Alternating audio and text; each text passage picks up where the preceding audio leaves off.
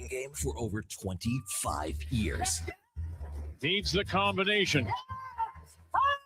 Needs the combination to force an extra. Bang, bang. Look out. Breaking down Edmonton's favorite teams. Sure, they're working on it, trying to get it done. It's not done yet. Here's Savoy. Curl that front. Massive goal for Trent Frederick.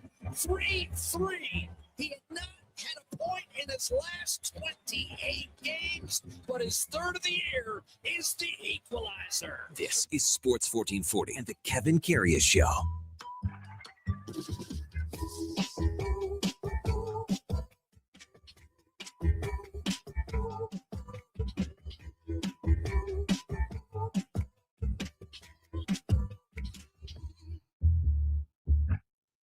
All right, here we go for Saul. 616, Tuesday, March the 3rd.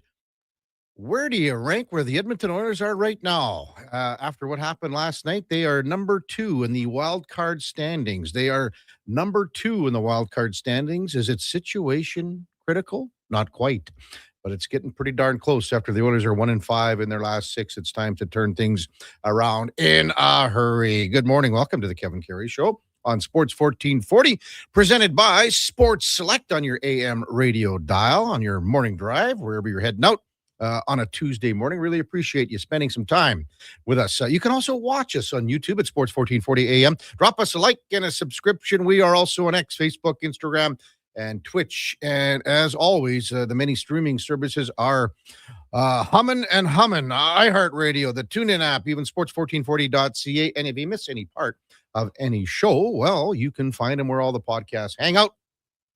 Check them out on Apple, Spotify, Google, even Amazon. Subscribe. It's free. Select the auto download. You'll never miss a second of any show. Our text line should be humming as well on a Tuesday morning. 833-401-1440. What's on your mind this morning? Send us a line, send us a text, and give us a call if you like. It's the same number. Give us a call at 833-401-1440. Yeah. So last night with the Seattle Kraken beating Carolina by a score 2-1. By the way, that ended Carolina's 12-game point scoring streak. With Seattle winning, they move a point ahead of the Oilers and into third in the Pacific Division. The Oilers, with 61 games played, dropped to number 2 in the wild card standings, with the Utah Mammoth at 66 points as well, but with a game in hand, so they're ahead on points percentage. So Oilers have lost, they're 1-5 in their last 6. So, I mean, this is time. I mean, we're well past this is time, are we not? The Oilers made a bit of a splash yesterday with the acquisition of Connor Murphy, a second-round pick going the other way. And the good thing here is that the Blackhawks retain 50% of salary, so 2.2 on the old cap for the Oilers. You know, it's funny. It's going to be interesting tomorrow because Connor Murphy played with David Schlemko for, I believe, 1 season in Arizona. So Schlemmer should have a pretty good read on this guy, and we'll get his comments on that tomorrow. And how about another little, I don't know, connection, if you want to call it that, with our co-hosts here on Sports 1440 on the morning show. Connor Murphy was wearing number 5 in Chicago. Ladislav Schmid wore number 5 here in his tenure with the Edmonton Oilers. So maybe he goes into the number 5 slot as far as his number goes. Josh Szymanski's up. Matthias Janmark's on LTIR. So that's all the big news here with the Ottawa Senators coming into town tonight. We'll see all about Murphy and his availability. It seems more and more, and maybe it's going the other way, I think, where players are held up with papers and border crossing BS and all that stuff, but maybe we'll see what happens, and he's in the lineup tonight. And and it leaves the Oilers options. You can have Nurse and Murphy. You can have Wallman and Murphy. Then you could have Nurse and Emberson.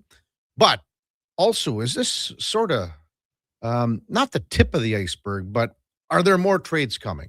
There were rumors Big Bobby had it on about Nicholas Waugh, possibility out of Toronto. He's got 1 more year left at $3 million.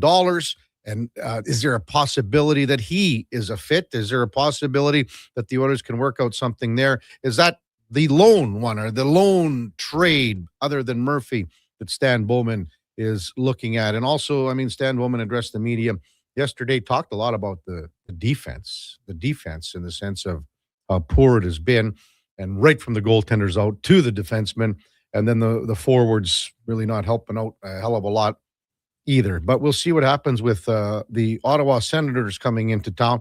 Basically, these two teams have mirror images of records. The Senators are 29-22-8. The Oilers are 29-24-8. So they played a couple of more games in Ottawa. They played previously this year in Ottawa, really early in the season, October the 21st.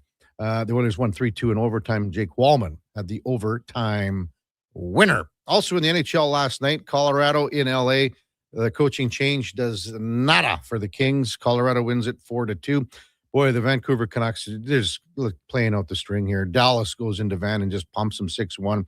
The Philadelphia Flyers beat Toronto 3-2 in overtime. So the Leafs continue their downward spiral, hence what they will be doing here at the trade deadline. And everyone's name has been popped up in Toronto that is a UFA, guys like Bobby McCann and things like that. We'll see where the Leafs go in the next couple of days.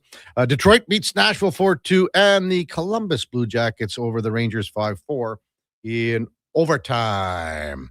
833-401-1440. Jane Victorious is not a big fan of Connor Murphy. Second round seems steep, but for 50% retention, job well done. Yeah, I think it's a very fair trade for both sides, Jay, especially with the salary retainment. The second rounder is so far down the line here.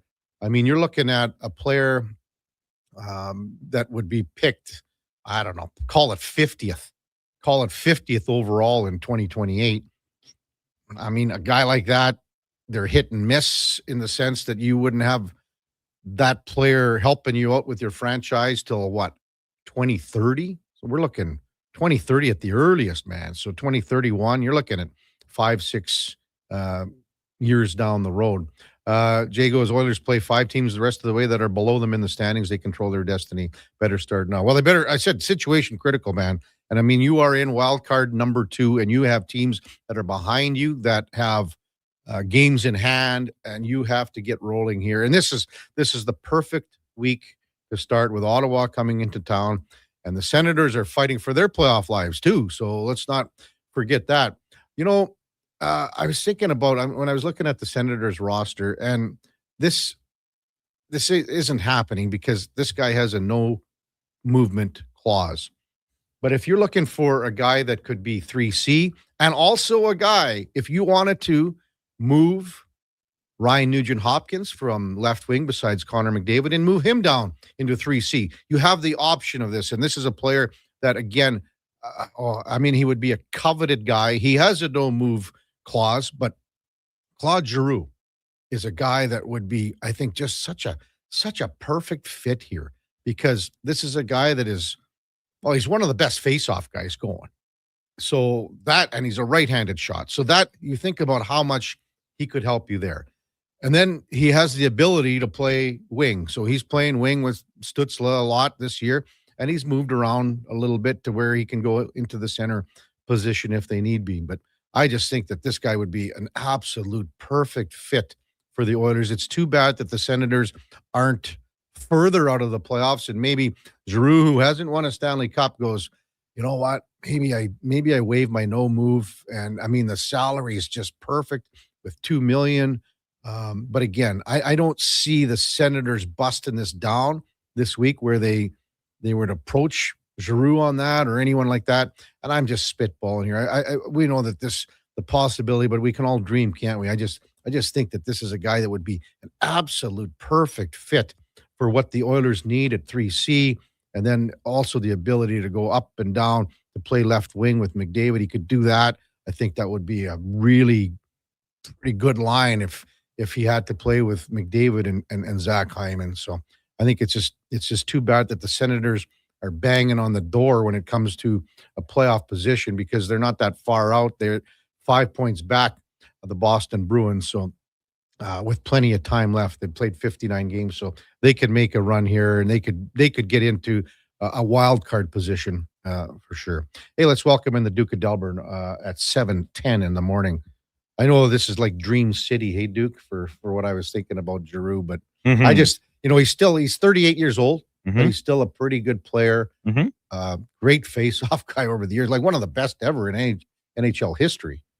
And again, I think that luxury of that affordability to move up and down, but we know that like the chances of that are slim and none and slim left town. But I just think that's the one guy that would be a perfect fit for this team. So, but I don't think that you're necessarily lost in the if you target that as the player that you would covet. Okay, well maybe he's not available in terms of he wouldn't have any desire to leave Ottawa. He obviously went there in free agency because of the hometown connection.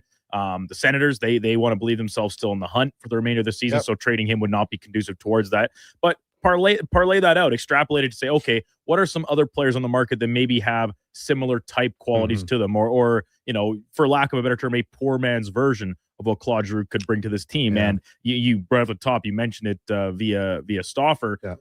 Is Nick Waugh that type of guy? No, maybe. I don't see him like that, there's elements. Yeah. He obviously doesn't have the veteran experience, the playoff resume, anything of that. But play down the middle, can do a few different things for you. So if it's not him, all right, let's branch out and look elsewhere. And if Claude Giroux is the prototype, you can't get Claude Giroux. But what else is out there that maybe fits the mold if that is the profile of player you want to improve this team here before Friday? Yeah, and I mean, I still see another move here in the next couple of days.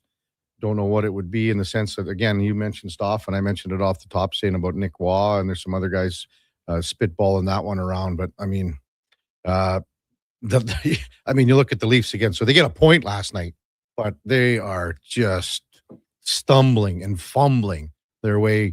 Austin Matthews had Zippo last night. Philadelphia goes into Toronto and pulls out a game in overtime. So, I mean, the Flyers are in the same boat right now as the Leafs when you think about the standings. They're 3 points ahead of the Leafs right now. But, I mean, the Flyers, they would have to have a hell of a run, too. They're in the same boat, I guess you could say, as Ottawa because they're 1 point ahead. And Columbus wins last night, so they moved 3 points back to the Bruins. Washington's still sniffing around there, even though that they had a bit of a lull a little while ago. So, Florida right now, 8 points back. The Leafs are 7 points back of a playoff spot in the Eastern Conference. Elsewhere in the sporting world, the Montana's Brier continues. We got an all Manitoba matchup on the tube, Calvert and Dunstone. Man, they just showed some pictures of these guys winning the juniors about a dozen years ago. They're almost unrecognizable. They look like they just basically were in grade 5 and curling at the Manitoba juniors. Holy smokes, Dunstone, it's hard to recognize the guy, and same with Calvert as well. But they were really good, these two rinks, a dozen years ago when they were on the junior circuit. It's 1-1 in the fourth end there. As far as the Toronto Blue Jays go, it's a big game for Canadian baseball today because the Blue Jays take on Team Canada in a exhibition game, if you want to call it, a pre-tournament game before the World Baseball Classic. So the Canadians will take on the Jays. I'm sure that game's going to be really well attended down in Dunedin, especially when you see, all the great young Canadian players and some older ones too. Guys like James Paxton who have been brought back, the Big Maple and things like that. We were talking about this Canadian roster yesterday with Thomas Hall from Blue Jays Nation, and just the simple fact that they might be light on a couple of arms. Too bad St. Albert's Eric Sabrowski wasn't able to go for Team Canada, but they've got some decent infielders. I mean, they're led by Josh Naylor. Bo Naylor behind the plate. He's going to catch too. They've got some decent infielders in Julian. Clark's a great center fielder defensively. If that guy can ever get his bat going, man, oh man, we're talking an all-star. We're talking an all-star with Denzel Clark because he's that good defensively. I think a lot of people saw the great catches that he made last year before he got hurt.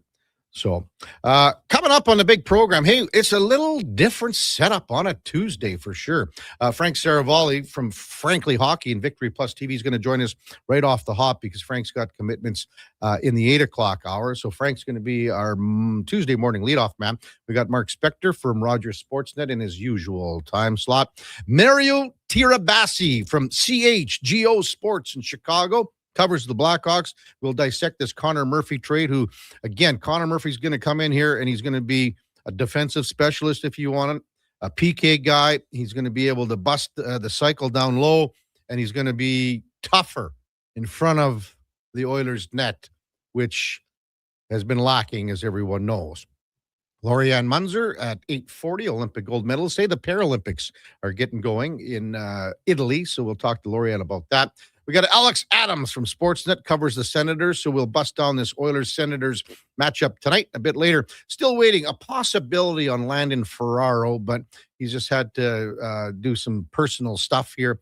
But we'll see if Landon can make it. If he doesn't, we'll get by without Landon. You'll hear him tonight anyway on the pre- and post-game show with Andrew Walker and Donnie P. And then Connor Halley from Fantasy Frenzy and the Jason Greger Show. When we come back, Frank Seravalli from Victory Plus TV. It's the Kevin Karius Show presented by Sports Select with the Duke of Delburne and Josh Fenwick on Sports 1440 AM radio. We are streaming on YouTube, X, Facebook, Instagram, and Twitch. Edmonton, did you know a local Play Alberta winner scored over $500,000 on Mega Jackpots Ocean Bells? Think about the season tickets you could lock down with that kind of cash. From major casino winners every hour to jackpots worth millions and hundreds of popular games to money that stays in the province, there's never been a better time to sign up for Play Alberta. Download the app today to get started with casino, sports, and lottery all in one app. Must be 18 plus to play. When you gamble, use your game sense. So there's lots of stuff that I can trim from this, Kev. Obviously, the first one. Yeah, the first one that was on defense, right? Yeah, that was the first one. Team defense. There's spec asked about are these in the market for a goalie? Okay, that alone puts us at about 5 minutes. that's probably enough. Hey, so there's some other stuff, but it's all there's several different points about defense. Sure.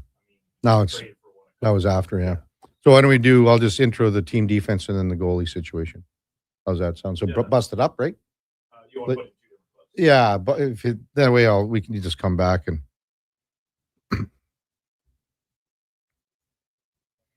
Well, that's oh, sorry. This is the other one. If you want, it's he asked him about bringing Paul Coffey in. Okay.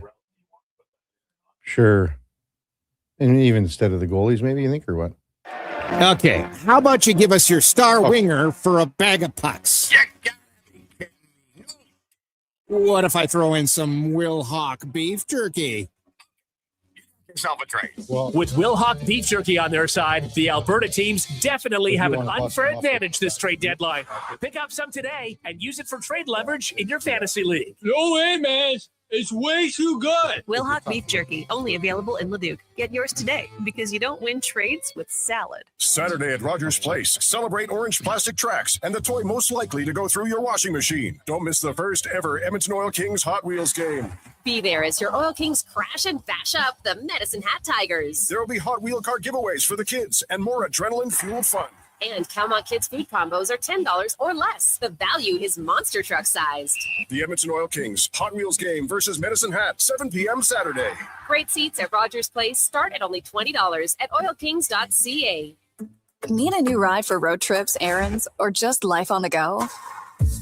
Go Auto offers a massive selection with over 15,000 new and used vehicles to choose from. With over 70 locations across Western Canada, finding your next ride has never been easier. Whether it's a roomy SUV for the family, a sleek car for the open road, or a rugged truck for your weekend adventures, you'll find it here at a price you'll love. Explore thousands of vehicles today at goauto.ca. Business owners, if rising electricity costs are cutting into your profits, there's a smarter way forward. Right now, federal clean technology tax credits can cover 30 to over 50% of the cost of a commercial solar system, delivering an immediate return on your investment. And in Edmonton and Sturgeon County, the Commercial Clean Energy Improvement Program offers long-term financing for up to 20 years, making solar more affordable than ever. Lock in lower energy costs for decades and strengthen your bottom line. Visit GreatCanadianSolar.com to get started. This hockey season, before every game, check out the pregame show with Andrew Walker on Sports 1440. It's brought to you by Titan Supply, your only source for rigging, lifting, and hauling products. Visit titansupply.ca. Heard of Uline? You know, the have-it-all in-stock, ready-to-deliver shipping and industrial supply specialists. The company that does things for you that are unheard of, like keeping 41,000 items in stock in our own warehouses. With customer service reps on the line to get you what you need when you need it 24/7, 365 every time. Maybe you heard it here first. Want to hear more? Visit uline.ca. ULINE, your shipping and industrial supply specialists.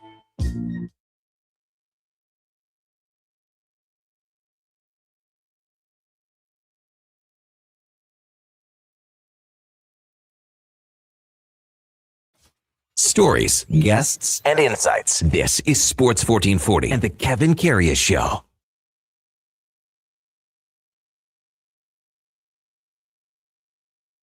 Hi, welcome back to the big program, 7:21 in Edmonton. Time now for the headliner of the day, brought to you by Mr. Rooter Plumbing, getting snakes deep, giving 110%. Day in and day out for all your plumbing needs. Go to mrrooter.ca as we welcome in Frank Seravalli from Victory Plus TV. Good morning, Frank. How you, Kevin? You're busy today, I would imagine, huh?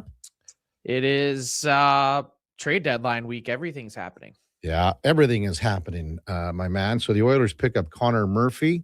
I think it's a trade that's pretty fair. It helps both sides in the sense of what the Hawks are getting and the retainment and everything like that. What'd you make of the trade, Frank?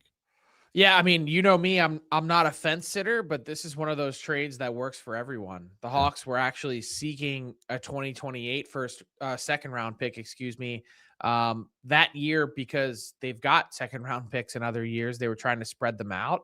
There were 7 other teams involved. They had let everyone know, hey, first team that steps up to give me that 2028 second, he's yours. And so it benefits the Oilers because not only do they keep their powder dry for another move, they also now have shored up one spot that they really needed to add, which is someone who can actually defend.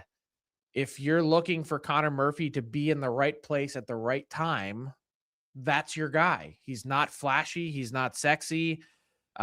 There's not one part of his game that's overwhelming, but he's experienced and actually defends and is willing to drop the gloves if need be.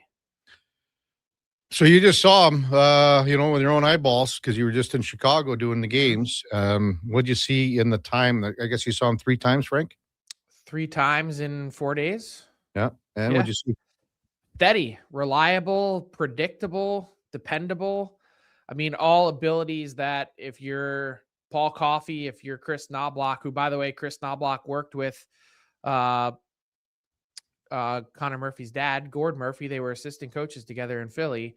They certainly have a familiarity and understanding of this is a guy's game who it just works. Like, you're not going to be wowed by any one part of it, but the Oilers needed it.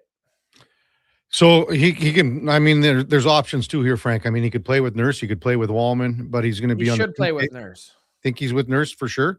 I think he should. I mean, I think he's going to provide the most predictability, and that would really help to push. Yeah, I mean, we'll see what happens. Well, and again, there are options. If it doesn't work out, maybe he can go for a spin with Wallman and Nurse plays with Emerson. Who knows? Maybe push Nurse down to the third pair and play him with Emerson, or at least limit his minutes as much as possible. That should be the goal. The least Darnell Nurse possible.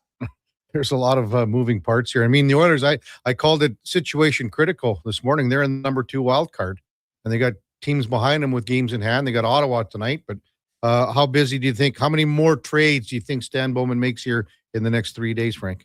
Well, it's probably 2. 1 to move Mangiapane with a pick attached, and that is something that the Hawks and Oilers discussed, was different scenarios with and without Mangiapane, with and without salary retainment. And now the thought process is one trade to move Mangiapane and another to bring in a third line center. So essentially what you're looking at is if the Hawks also find a way to move Mangiapane and time is actually of the essence, they will have approximately $3 million in cap space to play with. Who else is out there? I mean, I know with Stoff, and he was talking about Nicholas Waugh and guys like that. Yep. I saw, Nicolas Waugh's name mentioned. The other, and I'm assuming pending UFAs, not guys that have term attached, like Waugh, who has 1 year. Scott Lawton in Toronto also. The guy that I've really keyed in on and have been impressed with, particularly since watching him very closely at the Olympics, would be Eric Holla in Nashville. He can still move really well, which I think is important. Teddy Bluger in Van has a key penalty killing and defensive aspect of his game nailed down. And by the way, he's been hurt a big chunk of this year, but when he's played, he's been productive. You've got Oscar Sundquist in St. Louis. And then I would assume if they were interested, they would have done it in one deal, but there's Jason Dickinson also in Chicago. Yeah. Who's the better fit for the Oilers, Howla or Waugh? I personally think it's Howla because he moves better. He's got experience. He's been traded a few times. I know Waugh, they say Stanley Cup winner. I don't want a guy that has term attached because I want to try and rejig my salary cap, particularly if this year doesn't work. I don't want to go into next season with a player that I've just acquired. And it's going to cost you more, by the way, too. Yeah. Frank Seravalli, Victory Plus TV, our guest on the Kevin Karius Show here on Sports 1440. Saw John Gibson injured last night. I don't know how serious it is. How does that change how the Red Wings address this week here, Frank? I believe it's day to day. They said he took a shot up near the shoulder. They called it a stinger variety, so probably not something that keeps him out super long term. I would say that I don't know that it really changes that much. I mean, they're flush in their goaltending pipeline with really intriguing prospects. So I'd imagine if push really came to shove there, that they'd use one of those guys. Watched the Leafs a little bit on Prime last night, and they lose in a shootout to Philadelphia. I mean, this Philadelphia, and you've been saying it, Frank, for a long time, that they're not a playoff team. They're like discombobulated is maybe a word you might have used. I don't know. So how busy do you think that Brad Treliving is going to be here in the next 4 days? Well, I think between the few games before the Olympic break and the small sample size after, I think we can stick a fork in a bunch of teams. The LA Kings have actually reached that territory for me. You've got the Leafs out east.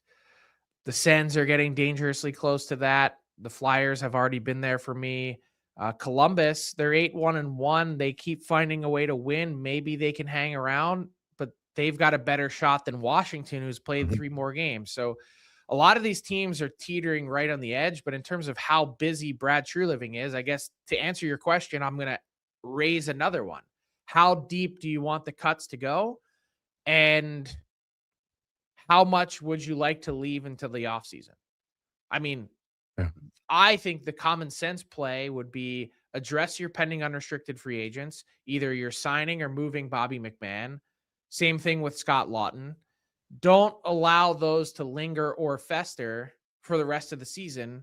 Get what you can, and then you can have the more holistic conversations about Austin Matthews, William Nylander, whoever it is that you'd like, Oliver Ekman-Larsson. I mean, if you have Oliver Ekman-Larsson on a very reasonable deal and you're not going to be rebuilding with Austin Matthews, right? You're going to try and turn it back up again quickly. The first thing you're going to do after trading this guy is go, how can we get a reasonably paid puck moving defenseman who plays on the right side?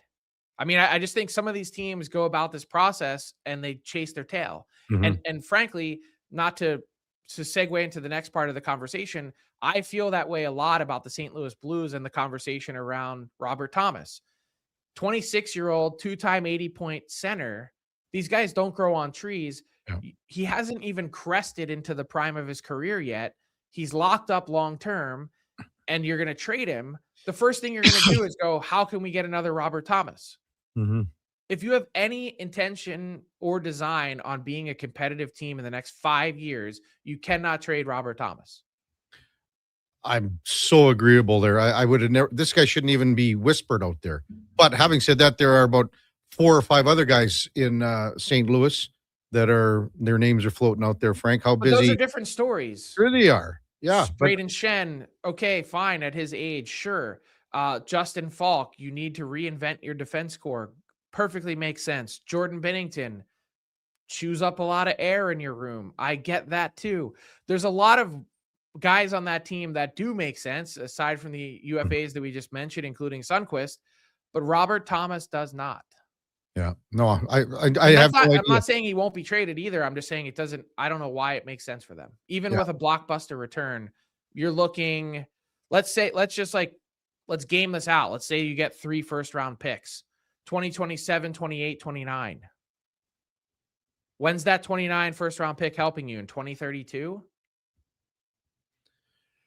Again, I'm just totally agreeing with you. I would have never even had Robert Thomas out there. It makes no sense. I mean, again, with his age and at his contract all the way through 2031 at just over 8. I mean, it's unreal.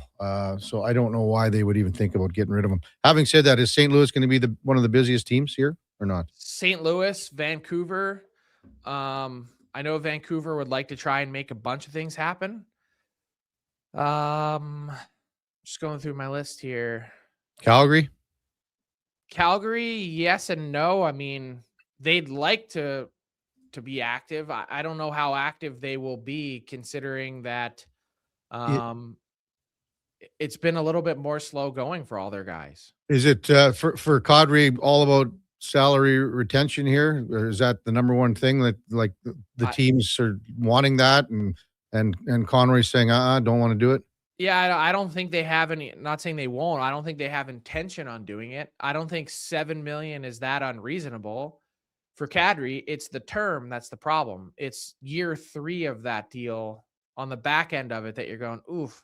I don't know if I mean, there's a whole bunch of teams. If he had this year and next, everyone's saying, yeah, we'll take that deal in full and we'll pay you a serious premium for this guy. But the fact that it's 3 years beyond this, that's the problematic part. And for Calgary, they also want to be spooling up their team before then. So they don't want to be left with dead cap space, even if it means juicing a return. It's just not worth it for them. You mentioned Ottawa sort of teetering there, Frank, about making the playoffs or dumping here. And they're here tonight. That's why I wanted to bring them up. What do you see? Like, is it just a matter of like, if they could win tonight, maybe they got one more game before the deadline here? What are you thinking? I think the whole story with the Ottawa Senators is goaltending. Yeah. They entered post-Olympic break with the worst statistical save percentage in the NHL. And yet somehow they have a +9 goal differential on their season, which is amazing. And the fact that they're even in the mix, considering where their goaltending has been, it tells you that their team isn't bad, that they've got some good players and they do a lot of good things, but they're just not getting the saves. So it's been tough sledding for them. And I don't think their push on what they do between now and then will be so dependent on this last game. But what I would say is that if they go out and make a big splash, it's very unlikely to be for just a rental. It would be for someone that has term, or it would be for a goaltender to help steady the ship now. I mean, that's sort of how I see the Sens with where they're at. Yeah. I brought this up off the top of the show, Frank, only because Ottawa's here tonight. And I think the perfect fit, and I know this is never happening because he has no move and he wants to stay there, but I think Claude Giroux is just a perfect fit. If he were to waive that and the Oilers were to be able to make something happen, I think he's a perfect fit here because he could play alongside McDavid. He could be at 3C. He could be on the wing, wherever. He's an excellent face-off guy. It's just a really good playoff performer too. You know, I just think that would, and all the times in Philadelphia where he was close and knocking on the door, things like that. I just wish that's my dream, Frank, for an Oilers ad. That's my dream. I mean, it makes a lot of sense. Except for the fact that his own team's in the mix. Yeah, exactly. What's your schedule look like here, Frank, in the next few days? Are you just staying at home base and firing stuff out here and making calls? How's it? Nope. I'm moving around. Thursday, I have Amazon Thursday night, and then Friday, I have my show in the morning. We're doing a 2.5 hour stream, so 10 a.m. Eastern time, so 8 a.m. Mountain until 10:30 Mountain, and then I'm popping over to NHL Network. Yikes! Busy week. Busy very week. busy. All right, Frank. Thanks, big guy. We'll talk to you on Thursday. Thanks, Kevin. It's Frank Seravalli, Victory Plus TV. I think we covered most of the bases with the Oilers and the Leafs. Detroit, hopefully John Gibson's okay. As Frank mentioned, there is a lot of goaltenders in the system, including Sebastian Cossa. The Blues are going to be really busy for sure. It's going to be an interesting 3-4 days here. That was the headliner of the day, brought to you by Mr. Rooter, your top defense pairing against leaks. That's Mr. Rooter.ca. When we come back, we'll get to some of your texts. Hey, Tiger asked the Duke if he watched the lunar eclipse or is it the solar eclipse? Which one was it, Duke? There's one. Well, if he asked me if I watched it last night, Kevin, I'll probably let you answer that one for yourself. I don't know how many. Was it last night? I don't know how many solar eclipses you're seeing overnight. It said March 3rd, so I'm actually not too sure. Either way, I didn't watch it. If it was early this morning or late last night, but it's kind of or will be tonight. Excuse me. But I believe it's the one they call the blood moon. Yeah. So that and I think Tiger's chiming in because I'm documented on this show of being a big night sky guy. I love seeing spectacles like this. But unfortunately last night, no, I was up pretty late watching because there was three late games on, late NHL games. Check catch in the end of Seattle and Carolina in particular. But no, I did not see it if it was last night. If it's tonight, I'll have a much better chance of getting to it because the Tropics got a 9:45 puck drop from Silent Ice. I didn't read the whole question. It says, Duke, did you just watch the eclipse? That's all I watched or all I saw. But I guess it's the blood one. Is that what they're saying? Yeah, blood moon. Okay. Well, we'll have to see. Whatever. Maybe I'll do some fact checking here to see if it is in fact. No, I think it's tonight. Is it tonight? Oh no, here we go. Blood. That was from Vancouver. Yeah, tonight. Well, yeah, I think it was last night. Too bad. This morning. Too bad. Like, I mean, we talked about when Bruce McCurdy passed away, and I mean, he was so into all the stuff, right? So yeah, there's the guy that we should have had on about it. Our expert for sure. Yeah, exactly. Matt and Leduc says, "Man, I had my popcorn ready for everything." KK, stop agreeing with Frank so much. Then he's got the laughing emoji. Well, it's, again with Robert Thomas, it's pretty hard not to. You and I have been on the same page there, Kev, going back to, and I think it was even when you were on a holiday. I can't remember who I had on talking about it, and saying like, I just can't grasp. I get the Blues want to try and make a shakeup here, but as you and Frank pointed out, this is the exact type of player that franchises wait to get. Like this is, and I know he doesn't maybe get quite the same profile and public cachet that other top line centers do, maybe because he plays in St. Louis and the Blues kind of stink this year in particular, but he's every bit of number one center for sure. Yeah. And his playoff numbers are pretty rock solid, if I'm not mistaken. I just can't see why they'd want to move on from him as opposed to maybe some of these other options they have. Keep him there to build the likes of Neighbors and Dylan Holloway and whomever else you have in your forward group. After that, like, make your decisions elsewhere rather than him. Exactly. IMAC texts in, didn't Giroux go to Ottawa specifically to end his career there? Yes, without question. And that's why when you look at the logistics of this, it doesn't work. He came back another year just to, have another possible playoff run. But if you look at it, and as Frank said, Ottawa's just teetering. They're not in, they're not out, and they're just sort of, they're in no man's land. They're just treading water right now. Maybe they lose tonight, and if something were to happen, and you ask Giroux, would this be something that you might be interested in? Maybe he says yes. Maybe he goes, no. My family, everything else, I wanted to end my career in Ottawa, and that's it. All I'm saying is that in my mind, he's a perfect fit here because he can play with Connor McDavid on line number 1. If Nugent Hopkins is 3C, RNH can stay there. Giroux could be your 3C. And now you've got a guy that's, well, as good or maybe the very best face-off guy that's going. And maybe he's slowed down. I don't know what his numbers are this year. I can tell you the guy's taken over 20,000 draws in NHL history.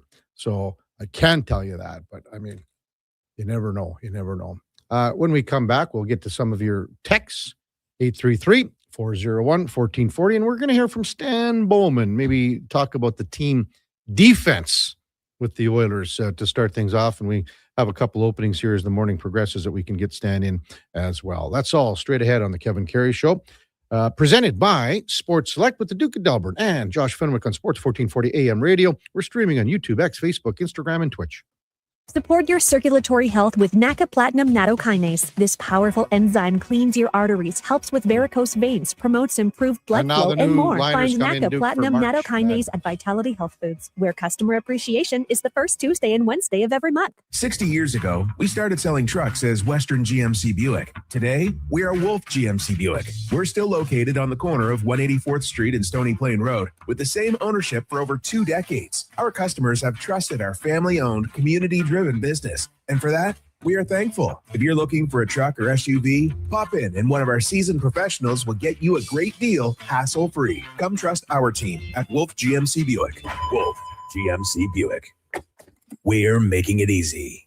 At GS Construction, every winter plan becomes a spring project. Every repaired line and every improved system is how we build the next chapter of Edmonton's infrastructure. And we can't do that without the best and the brightest in the field. That's why right now, GS Construction is looking to hire experienced top men, pipe layers, and operators who can step in and hit the ground running. With a people-first mentality, career growth, and comprehensive benefits, why would you want to work anywhere else? To apply, visit gsconstruction.ca. Whether you're a craft beer connoisseur or more of a wine aficionado, there's always something new to discover at Sherbrooke Liquor, a unique, family-owned, independent liquor store. The selection? Incredible. The non-alcohol section is also very impressive. Sherbrooke Liquor, expert, knowledgeable staff with a passion for unique finds. More than just a liquor store, we're a community. Alberta's best, the one and only Sherbrooke Liquor. Wine, spirits, and oodles of beer. Visit SherbrookeLiquor.com. For the first time in 66 years, Golden Bears and Pandas hockey are on the move.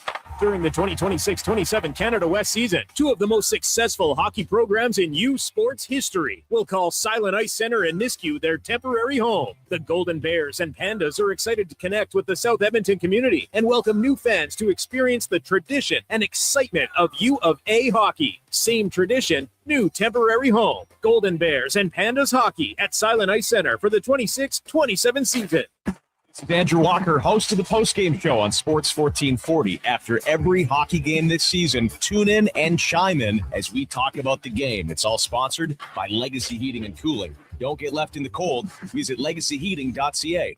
Is your digestive system crying for help?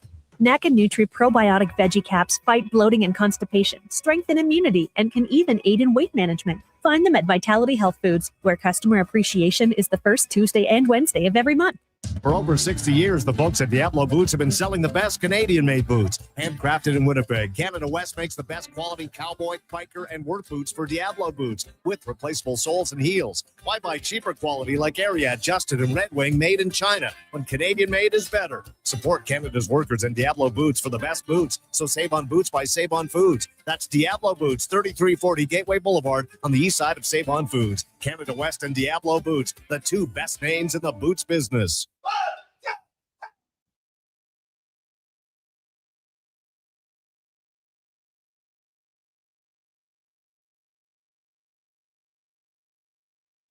The Kevin Karius Show, breaking down Edmonton's favorite teams, even though his favorite Junior A hockey team is the Yorkton Terriers. Thanks for checking in with Sports 1440.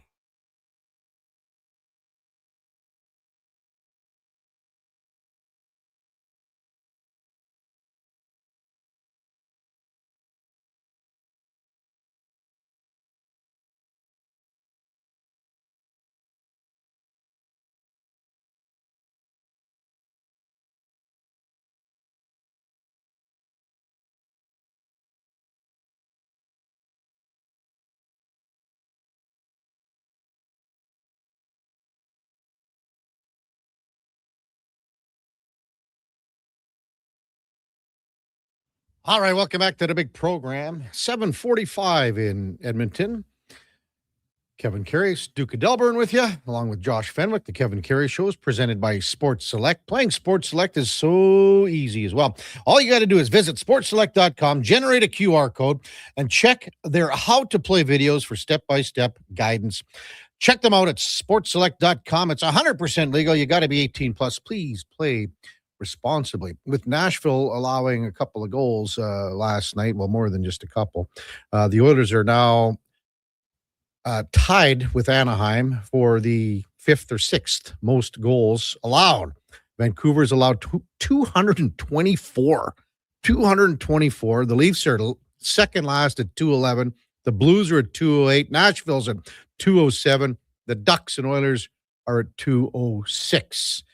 That has to be shored up. Everyone knows that. And it's been bleeding here, before the Olympic break, and it's been bleeding after the Olympic break.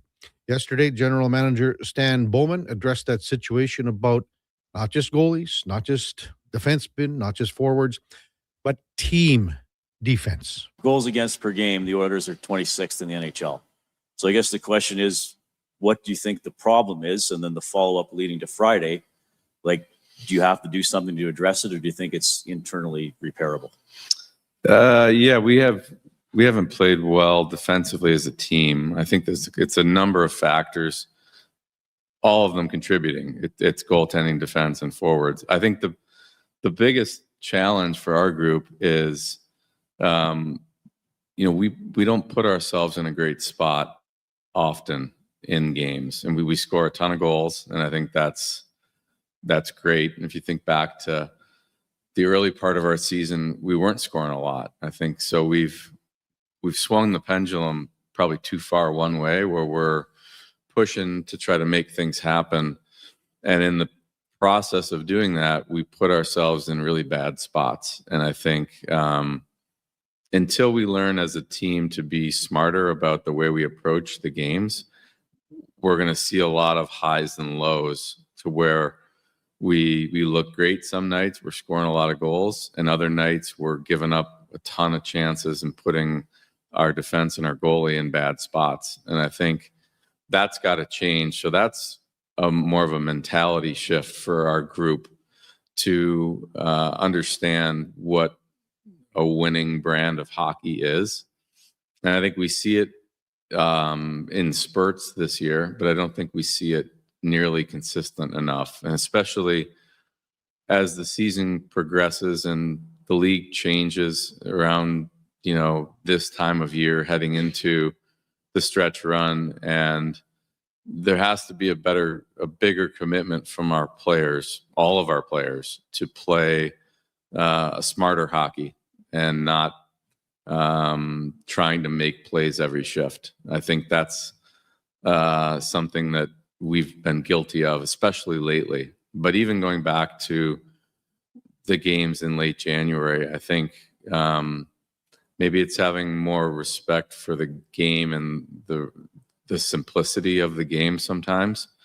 I think we want to put on a show, and we want to score goals, and I think we all love scoring goals, but there's two sides to it, and I think we haven't managed that very well as a team. So yes, there's lots of details underneath that as far as players that need to play better. No question, both forwards, defense, and goalies. I don't think we've seen, but I think the bigger way to fix that, it's not going to be magical new players. It's going to be the approach that we take as a team, understanding that going through a whole period without getting a lot of scoring chances is okay if you don't give up a lot. And I think that's what happens in playoff hockey. And I think our team has shown the maturity to play that way when the games matter the most. I think right now we haven't been dialed in enough and committed enough to play that way. And that's what's causing us a problem most recently. Defense, commitment, two words that go hand in hand, very synonymous with each other. Also, during that Olympic break, that's when the Oilers had a little more time to decide what, how, where they were going to go with the direction of their coaching staff with Paul Coffey returning. And yesterday at his media availability, Stan Bowman was asked that to address Paul Coffey returning to the organization. Yeah, at the break, I had conversations with Chris. It's kind of a unique situation to have a break in February. You never have a couple weeks off like that. Normally you have a day or two between games. We weren't playing well heading into the break, and I think it was obvious that we had to do something to change our group. And then talking to Chris, that idea came up. Chris brought it up to me and said, do you have any thoughts? And then we talked it through, and I think I look back at Paul's contributions last year and his perspective. I think he was involved with our team this whole year, but not in a detailed way like with the coaching staff day to day. And then talking to Paul, I felt that he could add something to our group. And I think when you add it all up, it's he's familiar with our guys because he was here the last 2 years. But he also then had some distance the last few months from our group. So that combination, I think, is good. When you're not behind the bench, you sometimes have a different view on things. And so I thought I was kind of in agreement that it was something to help our group. And just talking to Paul this morning about what I just was talking about, and I think he sees that as the coach too. And I think, that we have to have a different mentality to be more successful. So that's kind of how it all came to be. That's Oilers General Manager Stan Bowman had a lengthy media availability following Oilers practice yesterday. And again, if you look at the Oilers situation right now, maybe if it's not situation critical, as I said off the top of the show, it's pretty damn close, is it not? They're in wild card hole number 2.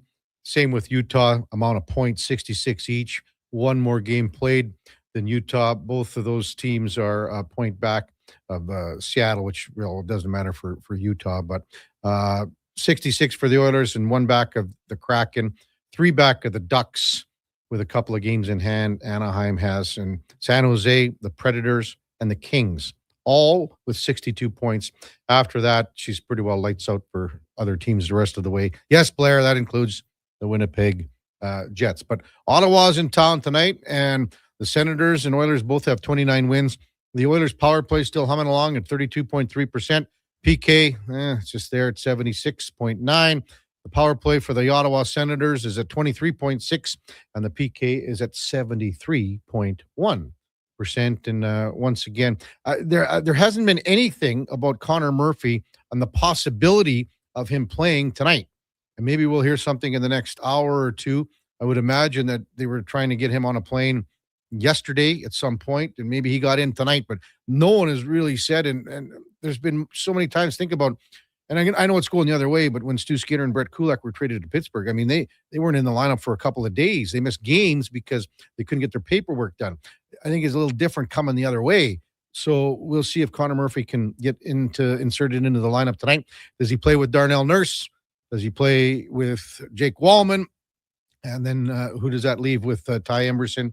Is it Nurse or is it Wallman? So right now, when you look at the defenseman, Spencer Stastny would be the number 7 D-man, and Alec Regula down on the farm, he would be probably your number 8. Kyle just says Gregor mentioned yesterday he was playing tonight, apparently. Again, there hasn't been anything official. Am I missing something, Duke? Not that I saw. Yeah. But I haven't seen anything either way. I did not catch Gregor saying that. So if he did, all the power to it. But I didn't hear that personally. IMAC Texan, did you feel that news conference was needed for Stan Bowman? A lot of stuff we already knew. Okay, that was called before the Murphy announcement, the Connor Murphy announcement. He was requested by the media. So this is going to be the last time that they talk to Stan Bowman until Friday following the trade deadline. Coming up at the top of the hour, we got Mark Spector from Rogers Sportsnet. It's a busy 8 o'clock hour for sure. We got Mario Tirabassi from CHGO Sports covers the Hawks, so we'll see the direction the Hawks are going. They got a lot of draft picks, and they got a lot of young talent, and they got talent in Russia and in Sweden. They're close. They're coming along. I think next year's the year where they take that step forward. Laurianne Munzer, Olympic gold medalist at 8:40. Alex Adams at 9:20 from Rogers Sportsnet covers the Senators. We'll tee up tonight's game. And then Connor Halley from Fantasy Frenzy in the 10 o'clock hour. Before that, time now for a Sports 1440 update brought to you by Sean Cunningham of Remax Real Estate. Get the home team advantage for your next move in the Edmonton area. If you were thinking about buying or selling a home, call or text Sean directly at 780-265-0165. Here is the Duke. This is a Sports 1440 update.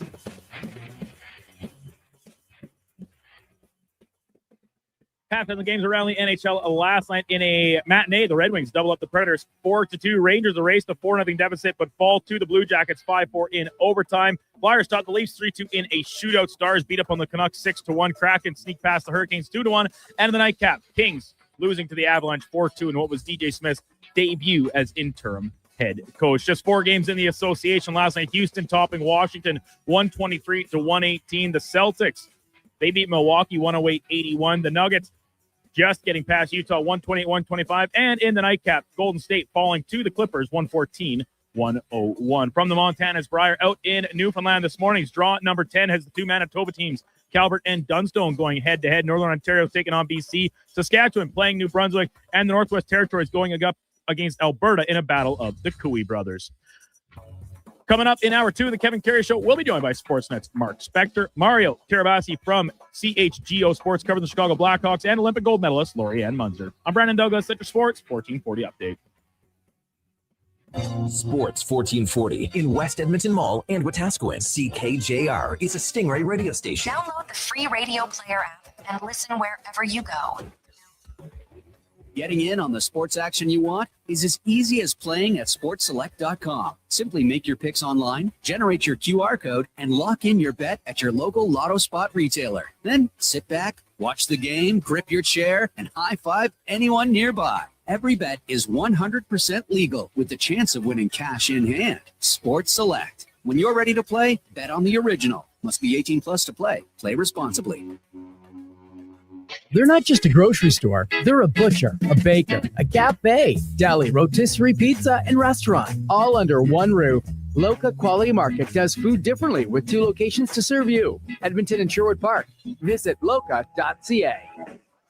Booster Juice is going crazy for hazelnuts. No, not crazy. Nuts. Booster Juice is going bananas for hazelnuts. I mean, there are bananas in smoothies, but that's not the point. Banana juice is booster for hazelnuts. What? Just stop. Booster Juice is going nuts for hazelnut. Introducing the Nutty Monkey Smoothie, Holy Hazelnut Acai Bowl, and Nutty Booster Ball, all made with rich, creamy hazelnut spread. Try them today, only at Booster Juice. Canadian born, blending since 1999.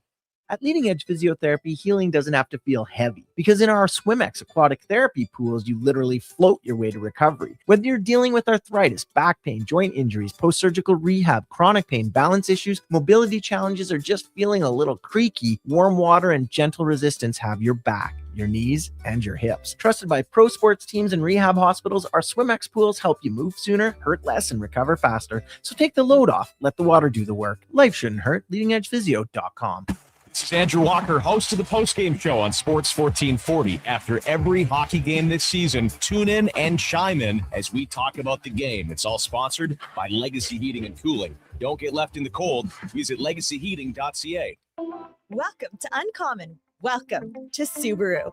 Engineered for Canadian winters, built for real-life confidence. Tackle the ice and snow with Subaru's symmetrical all-wheel drive, delivering the power, control, stability, and grit you need. And when the temperature plummets, you'll cruise in comfort with heated seats and heated steering wheel. All this plus peace of mind with Subaru's top safety pick status for 19 years running. This winter, it's time to get you into a Subaru. Visit Subaru.ca today. Crave presents a new must-see original crime drama. You think you can just walk away with drug money and nobody's gonna come find you? The Borderline. You killed my friend. Set along the Thousand Islands border, a cop blurs the line to protect his past. I'm gonna keep you out of jail. starring Stephen Amell, Tamara Podemski, Hamza Haq, and Minnie Driver. Did you catch the bad guys? I always catch the bad guys. The Borderline. Stream now. Only on Crave. Subscribe at crave.ca.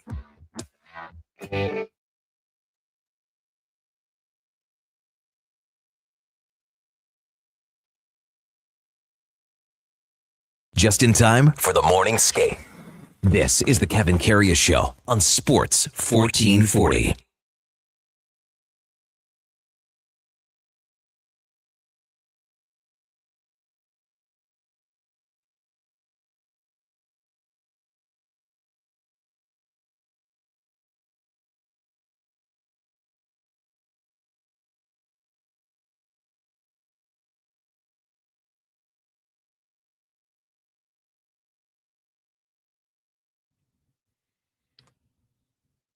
All right, welcome back to the big program. 8:01 in Edmonton, and time now for On the Mark, brought to you by Northgate Chevrolet Buick GMC. March Madness is finally here, and March Madness is no joke. No giveaways, no phony prizes. It's just good old-fashioned deals. See more at northgategm.com as we welcome in Mark Spector from Rogers Sportsnet. Good morning, Spec. What's going on, Kev? How are you, man? Well, we're watching a little curling in the control room here. Me too. Are you? That's Yeah. good. Who's M? I'm confused now. It's like Manitoba D versus Manitoba C. Yeah, it's just basically an alphabet up there now. MBC, MBD. There's only one AB rink, and that's so they don't have the letter behind it, so it's just AB, and that's Kevin Cooey. But were you watching earlier this morning, or just in the last? What do you think? I get up like you at 5 a.m.? Well, What am I? I'm not a farmer, buddy. I'm a sports writer. they had both Calvert and Dunstone's pictures, and even a little bit of video, I think, from when they won the juniors about 13 years ago. Oh, yeah. And they look like they're in grade 6. Dunstone, you know how he's always had that kind of that cherub-cheeked, like thicker face kind of thing. Well, you should have seen him back then. He looked like one of the baby Bensons from the Muppets. Yeah, I don't know whatever happened to curling. It turned into a thing where everybody's all physically fit. Oh yeah. You go back to the corn broom days with Heck Gervais, and like they got a rum Coke sitting on the side and a smoke in their hand. Like that's curling to me. Yeah. Eddie Wernick was the best. The There wrench. you go. The wrench. The 'Cause wrench. he had, when he didn't have this, like he always had that toothpick hanging out, and you know who another guy, you know, before they started doing a lot of games on TV was the Iceman, Al Hackner, and Al, he liked to rip it up. How's that sound? Oh yeah. Yeah, he enjoyed the extracurricular activities. All those guys did. Remember, as a very young reporter, I was at there was a Briar in Edmonton, and the Briar patch was in the old Sportex. Mm-hmm. And of course, I'm in there, and it's the night before the Briar final, and I'm outside. I think I'm probably gonna get a cab. It's like 1 a.m, and I'm standing outside front of the Sportex, and out comes like the second and third of one of the teams that's in the game tomorrow, and they're both hammered. Yeah, and I'm like, I go the next morning to my buddies in curling, like Norm Cowley and Ray Turchansky, and I go, I don't know. I think there's a story here. Like, these guys aren't ready to play. They were hammered at 1 a.m. last night, and they both looked at me and they go, "Yeah, we don't write that." Yeah, and that's normal. That's normal. Yeah, that's not a story in curling. They would have said to you, Spec, maybe if you would have saw them at 5 or 6 or 7 in the morning for an 8 o'clock draw, maybe, but not in the morning. Yeah. You know, I remember the first Briar I covered, Spec, was in 1991. It was in Regina. And so I was with Jonesy. You know how hard that, think about Jonesy in 1990. Well, you know how it was. Yeah. There was another guy there named, you remember, and he got busted for plagiarism, Dave Komoski. Como. Yeah, I know Como pretty good. He still writes curling. Yeah. So anyway, we were walking into the patch in Regina, and again, it was a little ways from the Agrodome. That's where it was. We're walking in, and there was a guy walking out that had to have been, and again, this was in 91, so it was a Labatt Briar. He's walking out. He had to have been 110 years old. maybe more. And Como goes, as soon as we walked by him, Como goes, "Who was that? John Labatt?" Oh, man. And I take offense to plagiarism. We like, in the sports writing trade, we like to call it research. Yes, whatever. I shouldn't have said that dirty word. But back then, Spec, they had the Century Club for the media. If you could kill 100 beer in the 10 days of the Briar, you would kind of gain some recognition, like guys like Larry Wood and all those guys did it every Briar. Oh my God. Could you imagine that now? Encouraging people to drink 100 beers in a week or whatever. Like, here's a good idea. Let's get people to get as drunk as possible and see what happens. It started, the Briar was on a Saturday. It started in Regina, and by Thursday afternoon, I had cracked my 100th beer, Spec. Bad. And I wasn't the only one. Oh, no, I'm sure you heard. Yes. Mark Spector with us from Rogers Sportsnet. So what'd you take away from Stan Bowman's availability? I know because of the timing and Murphy and everything a bit later, he's going to be careful with what he's saying and things like that. But just maybe your take on what he said. No, I think the clip you just used was the he summed up his team as until we start to, we've got. I agreed with the part where he said we've got to be okay with playing a period where we don't have a whole bunch of scoring chances, but we don't give up anything. We got to be okay with that. Yeah, like the Oilers' best players, and it's this isn't a criticism of McDavid. In fact, it's probably the opposite. He wants to help his team win every minute, right? McDavid's not a patient guy. And probably the biggest challenge in his career is what Stan just said. Play a low event period if you have to. It's like they are going to come along.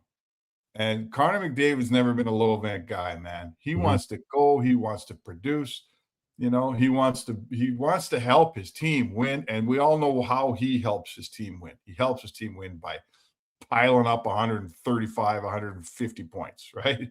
So that's to be like, look around the league at some of the, I got to do Vancouver radio in a half hour here. They got a guy there that doesn't even have a pulse, who's their superstar. Yep. So who doesn't want that? But that becomes the fine line of being a great player and then being a great player whose team, can close the deal. And in the last couple of years, when the Oilers won rounds, McDavid found, and all of their best players, Draisaitl and Hyman and Nugent-Hopkins, they found that balance between production and not being risky.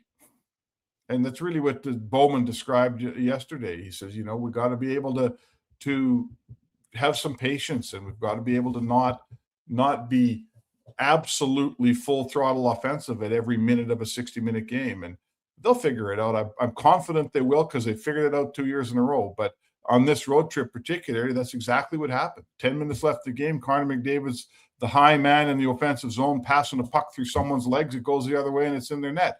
That's just not a play that, when the chips are down, he won't make that play. But it's probably time to start thinking that way. Yeah, there has to be, and this is sort of paraphrasing what you're saying, Spec. As high event player as you are in Connor McDavid, is like as high as you possibly can be, and that he's trying to create something at pretty well every moment on the ice.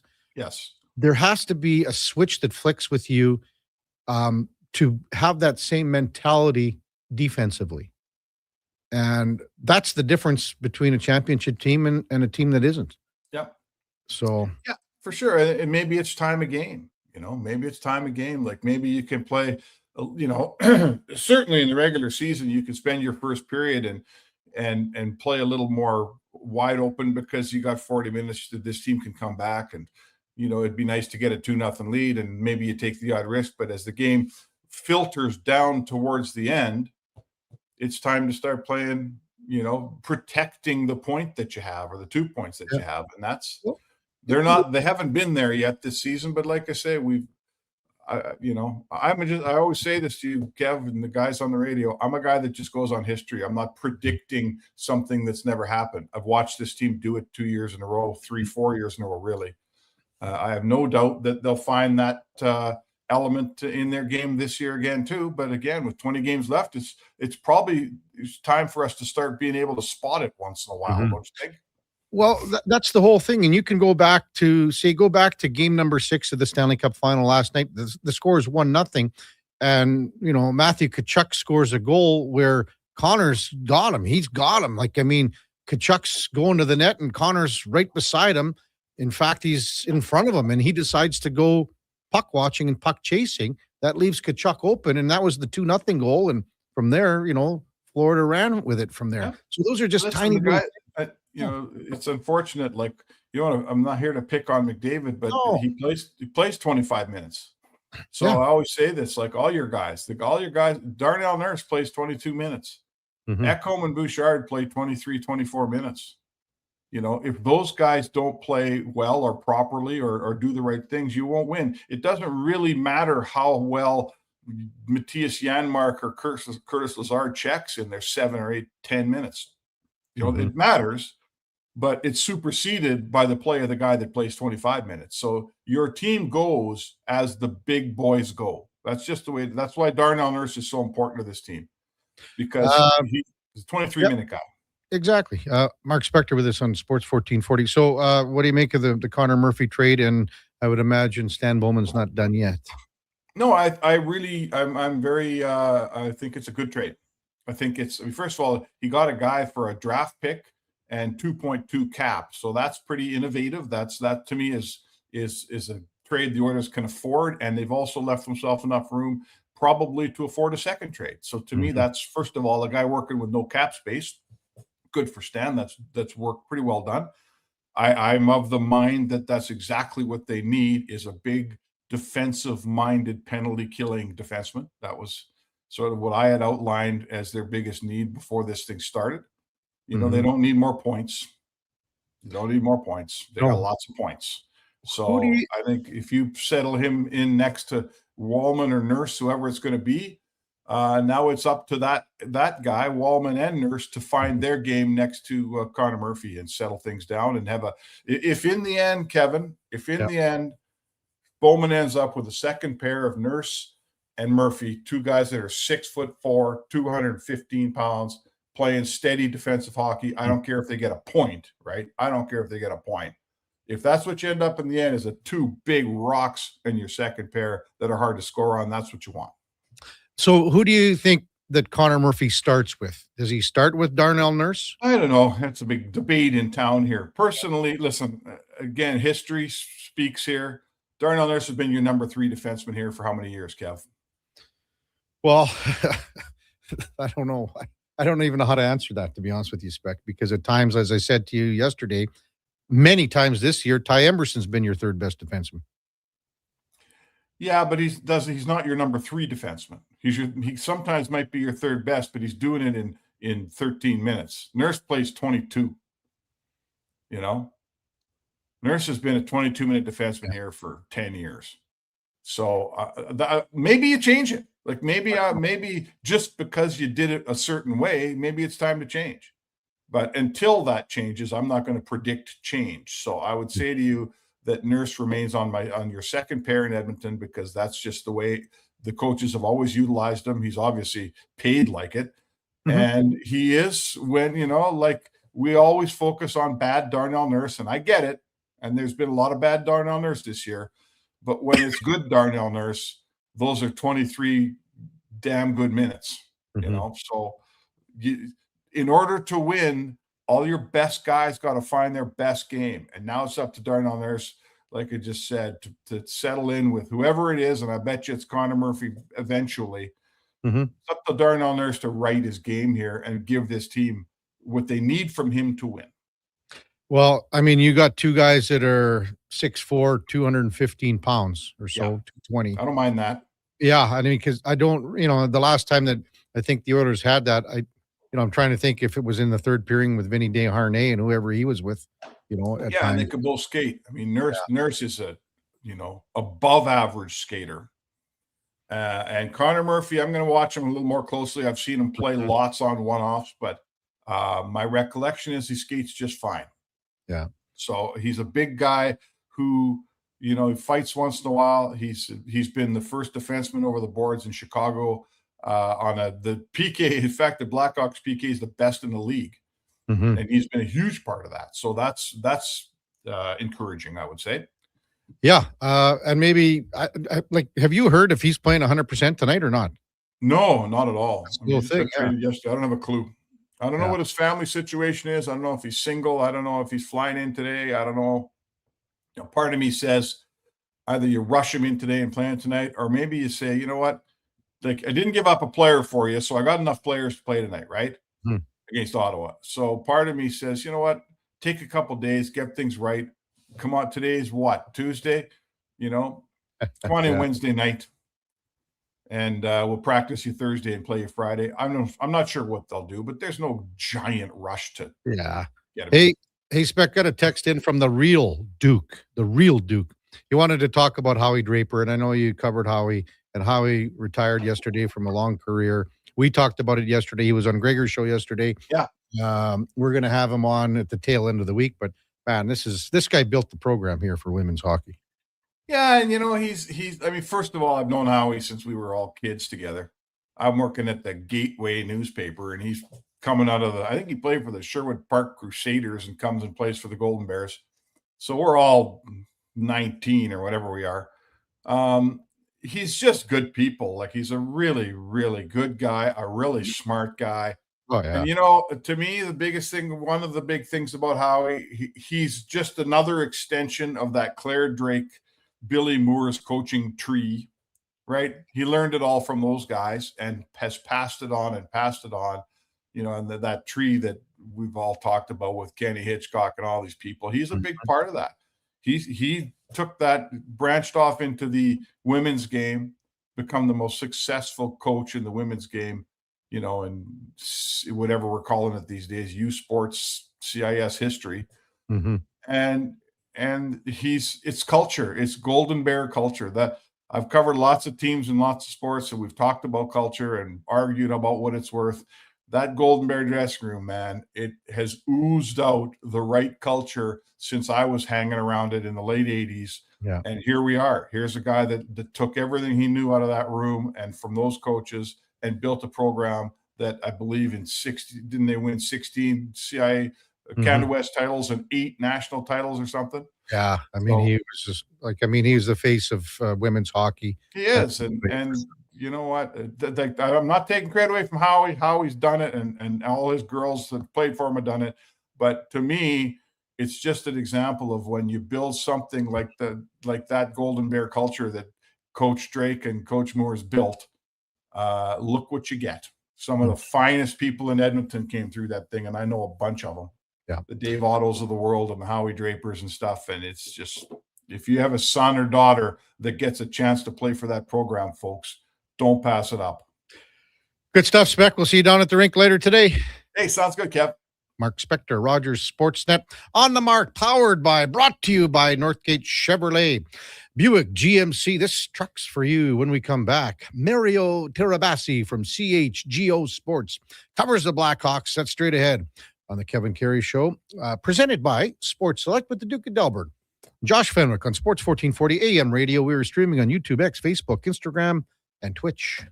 Come for Canada's largest trade shows, the biggest names in entertainment, exhilarating sporting events, and more. And stay for the experience at the Edmonton Expo Centre. Looking for the perfect place to host your next big event? From trade shows to galas, meetings, and concerts, the Edmonton Expo Centre has the space, event expertise, and service to make your next event unforgettable. With over 522,000 square feet of flexible event space, in-house catering, and operational expertise, they bring your biggest vision to life. Learn more at EdmontonExpoCenter.com today. Great news for your weekend project. CFI, that's Custom Floors Inc., is now open 6 days a week with Saturday hours from 10 till 2. Get top quality Canadian products from Beaulieu with the convenience you need. For your free estimate, visit CFI at CustomFloorsInc.ca. Don't let equipment failure stop you cold. At AWS Welding in Nisku, our factory-trained service techs are on hand for all welding equipment repairs. We're a full warranty center for Miller, Lincoln, and ESAB, and we service all makes and models. Proper, regular service extends the life of your gear and keeps it running at peak capacity. Don't wait for a breakdown. Book your service appointment today at aws.ca. AWS Welding. Our welding keeps you working. This hockey season, before every game, check out the pregame show with Andrew Walker on Sports 1440. It's brought to you by Titan Supply, your only source for rigging, lifting, and hauling products. Visit titansupply.ca. Is your digestive system crying for help? NACA Nutri Probiotic Veggie Caps fight bloating and constipation, strengthen immunity, and can even aid in weight management. Find them at Vitality Health Foods, where customer appreciation is the first Tuesday and Wednesday of every month.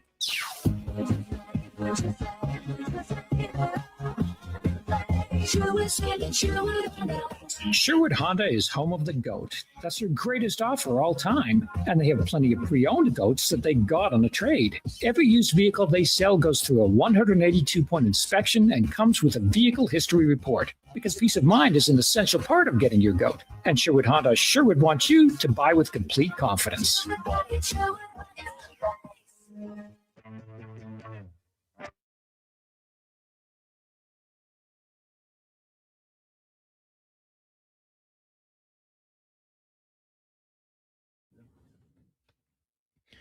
Portions of this hour brought to you by Local Quality Market. Every fresh, chef-crafted gourmet meal is handcrafted from scratch with fresh ingredients and arrives at your door fully cooked and ready to heat, eat, and repeat. Order at meals.loca.ca. Have your sports curiosity cured with the Kevin Karius Show. This is Sports 1440.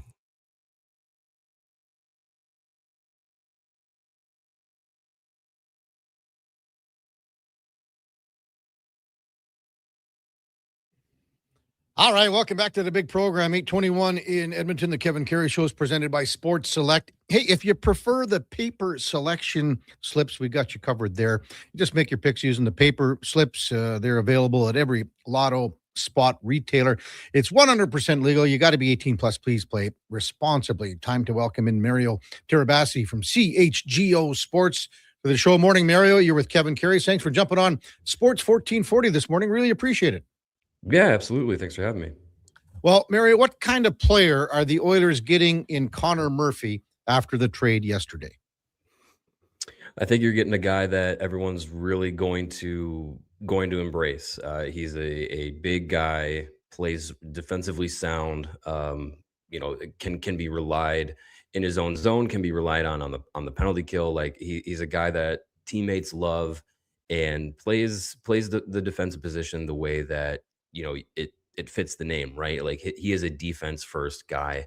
And he's someone that I think, looking at what the Oilers have on their blue line, he's someone that I think steps in and makes an impact right away and helps them defensively. I know goaltending is a bit of an issue, but being able to stop the pucks from even getting to the goaltender is something that Murphy can help the Oilers with. He's been a leader in hits and block shots of the Blackhawks pretty much every season that he's been in Chicago. So he's a guy that'll give his all for his team in a lot of ways that don't show up on the score sheet. What kind of penalty killer is he, Mario?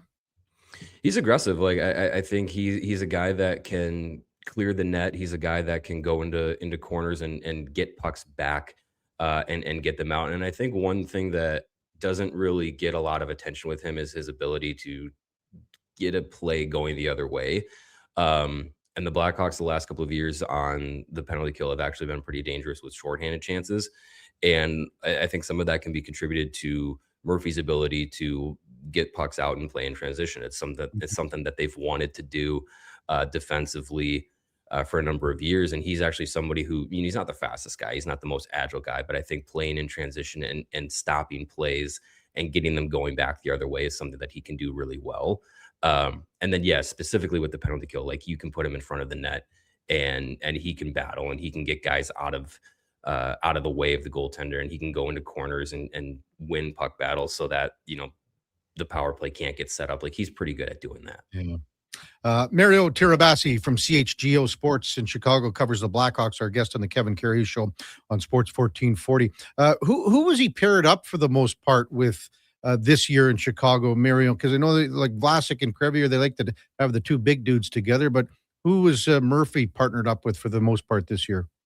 For the most part, he's been with Matt Grzelcyk, actually, is a guy that the Blackhawks signed in training camp to a PTO that I think a lot of people didn't expect to be available, but they brought him in to be a veteran alongside Murphy, to be kind of that paired up with that left shot, right shot. But he's been with Matt Grzelcyk mostly this season, and there have been a few times where he's been paired with some of the younger players, Wyatt Kaiser, at times as well this year. But he's been really reliable with whoever he's been with. And in previous seasons, he's been given the task of kind of bringing in, I think it was 2 years ago, bringing in Kevin Korchinski to the NHL, and they matched him up a number of times to kind of give him that, give that rookie the veteran guy to kind of rely on. So he's someone that I think if you pair with, if you want to match it up and be a shutdown guy, he can do that. If you want to match it up and he's the defensive guy, and you can pair him with someone who's going to go in and maybe be on attack more, he can be more of that safety valve type player with that more offensive-minded defenseman. Well, Mario, I don't know if you can even answer this question, but I know a lot of Oiler fans would like to hear your opinion. And I don't know how many Oiler games you've seen, but, when Connor Murphy arrives here, he's probably looking at playing with two guys, and that would be the probabilities of two left-handed shot defensemen in Darnell Nurse and Jake Wallman. Do you think he has, or there is a better fit for one guy or the other for Murphy to have success and maybe bring up and elevate the play of his left-hand shot partner? I think that kind of comes down to how much do you want to give Darnell Nurse ice time? Because I think with Connor Murphy in Chicago, he's been entrusted with playing upwards of 20 minutes a night at times. So if Edmonton wants to have him kind of play that kind of role, I know he's going to be more that second pair, maybe third pair guy, but more likely a second pair. That's 18 plus, close to 20 minutes. Usually. So if you're going to give him that much time, do you want to give Darnell Nurse that much time or Jake Wallman that much time? That's more for for the Oilers to kind of figure out. But I think if it were me, I would probably pair him up with Wallman, because I think that matchup kind of mimics a little bit of the kind of guy he was kind of playing with Grzelcyk here. So if you want to ease him into that, I think you could do that. If you want to make him be kind of that safety valve for Darnell Nurse, you can do that too. But if it were me, I probably would do Murphy with Wallman. Okay, fair. That's thanks a lot. I think a lot of Oiler fans are probably leaning that way too, as far as things move here forward down the stretch for the Edmonton Oilers. Our guest on the Kevin Karius Show is Mario Tirabassi from CHGO Sports in Chicago, covers the Blackhawks. So how busy do you think Blackhawks management will be here down the stretch with making some roster adjustments, trades as the deadline approaches on Friday here, Mario? Well, this was the biggest one that I think that they had on their books was moving Connor Murphy, because he was the guy that you would think would bring back the biggest return as far as the players that the Blackhawks are looking at moving. Murphy, Jason Dickinson, maybe Ilya Mikheyev. Talked about Matt Grzelcyk. He's a guy that they could move. I don't know if they really want to, though, and go all children on their blue line. And you also have Nick Foligno, who is on an expiring contract, but he is the captain, and he has really embraced that role in Chicago. So it'll be interesting to see what they do regarding that. It kind of feels like Kyle Davidson's, without having any of these players have trade protections, giving them the chance to kind of say like, hey, we have an option to move you here or there or wherever. What do you think feels best for you? And I think they did that in Murphy's case, because he's been, the longest tenured Blackhawk for a while, basically since Jonathan Toews was done and Patrick Kane were gone. It was Connor Murphy, and he's been here for a long time. So I think Kyle Davidson wanted to give him that grace to be like, we have an opportunity to move you to a contender. Where do you want to go? Because Murphy really wants to play in the playoffs. And I know the Blackhawks did technically play in the playoffs in 2020, but that was a weird playoff situation, and they would have never been in that position if, the world had been normal at that time. So he wants to play like real meaningful playoff games. So I think they gave him that opportunity to go to Edmonton and play that way. And they might do that with Jason Dickinson too. It might be, hey, we have an option to give you, some spots to go. Where do you think fits best? And same thing with maybe Foligno. If an opportunity comes up and they say, hey, there is an option, what do you think about it? I think that they want to give those veteran guys that grace. I don't think they should always do that, because now you want to, maximize value on things. But I think this might be the last go around where the guys without trade protection kind of get that veteran, deference. But I think Jason Dickinson ultimately does get moved by Friday. I'm still skeptical that Ilya Mikheyev does get moved, because it sounds like they've tried to sign him. So it'll be interesting to see. But he's a guy that I think if a team is looking to bolster their bottom six and their penalty kill at the same time, he's a guy that I think a lot of teams would actually have a lot of interest in. It's just, what does he want to do? And then, I think Grzelcyk is less likely, and I still don't think Foligno gets moved. But again, it's definitely not a 0% chance with how things are going. It is interesting, though, to think that, I know it's been mentioned before, but like there is more sellers than buyers considering in this trade deadline. So the Blackhawks might really just focus on like, okay, our next best asset to move is Jason Dickinson. And then they might not try and get greedy or anything like that. And that might be all they do by Friday. Mario Tiraabasi, our guest on the Kevin Karius Show on CHGO Sports in Chicago. The stable of horses that the Blackhawks have coming here, Mario, as you know, is as good, maybe the very best in the NHL, because some of the high-level talent that's on the radar that will be soon donning a Blackhawks jerseys that's off the charts, with Roman Kantserov, with Anton Frundell. I would imagine those are the two headliners, or the guys that maybe get the most press, if you want to call it that. But maybe just touch on those two guys. I want to hold off on AJ Spellisy for a moment here if we can, but those two guys are at the top of the list, and maybe touch on their arrival time and expectations down the stretch here. Yeah, I think the guy that's closer out of those two is Anton Frundell. I think the plan has always been that once his season in Sweden was done this season, that he would eventually get back to, or get over to Chicago and get to North America and play some games in the NHL before the year is over. His regular season ends March 14th. And then it looks like he will play some playoff games, which is great. I think as eager as Blackhawks fans are, and the organization is, to get him into into North America and get him actually playing in the NHL, like, it's good for him to have that experience and have those games that matter with that club. He's played, professionally the last 2 seasons with Djurgården. So I don't think there's any rush necessarily for him to get here. Like, he can play those playoff games, but once the season's over, like once, if he goes to playoffs and they're done, yes, get him over here. I think a lot of people want to see Anton Frundell play a couple games here in Chicago, get him acclimated to the NHL, so that going into next season, going into the training camp, he doesn't have that like NHL debut really looming over him. He can kind of been there, done that kind of thing. With Kantserov, I think, with KHL contracts, it can get dicey, but I think the plan still feels like, and the optimism is that starting next season, he'll be with the organization, he'll be in Chicago, and he'll be in training camp looking to, find a spot in the roster, which I think you look at how he's played the last 2 or 3 seasons in the KHL. I don't think it'd be hard for him to find a spot in this roster. I think the Blackhawks are kind of banking that he's a young player that they're going to utilize pretty quickly. I think those 2 guys are definitely guys that I think you look at next season, and assuming that they're both in training camp, I think they're both pushing for top 6 spots. This team is going to change over to the kids this summer. I don't think Kyle Davidson has a lot of plans for big trades or any offseason moves where they're bringing in many more players, many more veterans. They have a number of veterans that they can still go into next year with Teuvo Teravainen, Tyler Bertuzzi, Ryan Donato, all still part of the group.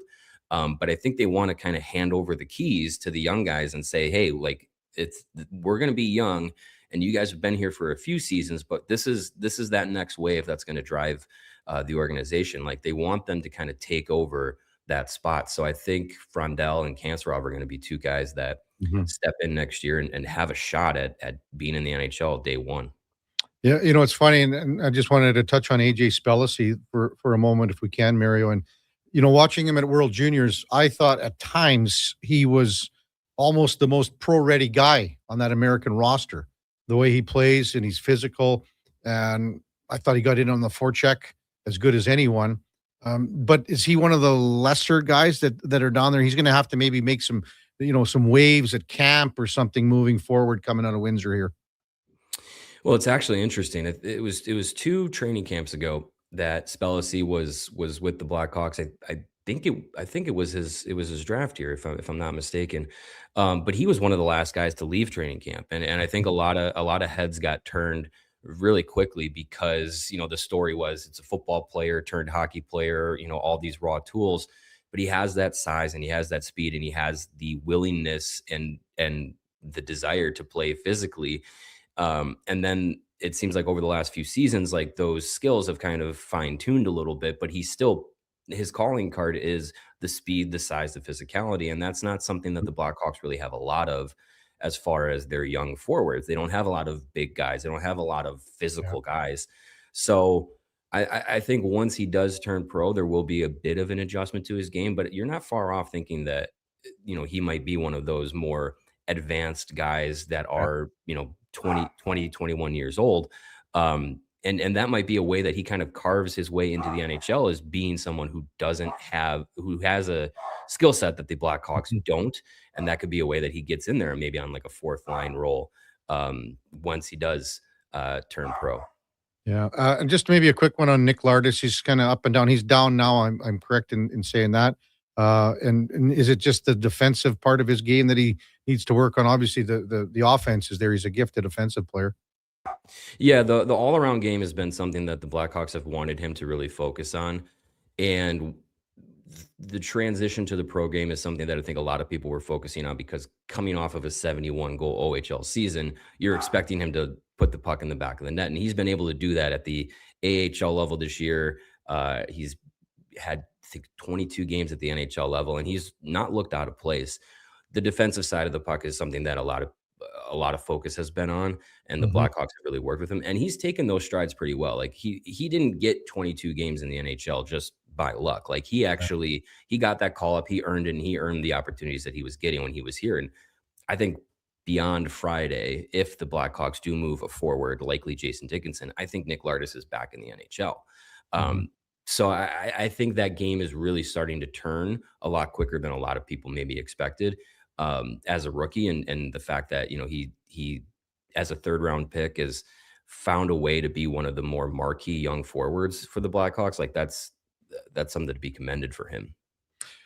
Hey, Mario, great insight. Really appreciate your comments on the Hawks and moving forward. I think next year's the year when this team takes a big step forward. It's going to be interesting to see all the young talent coming into play there.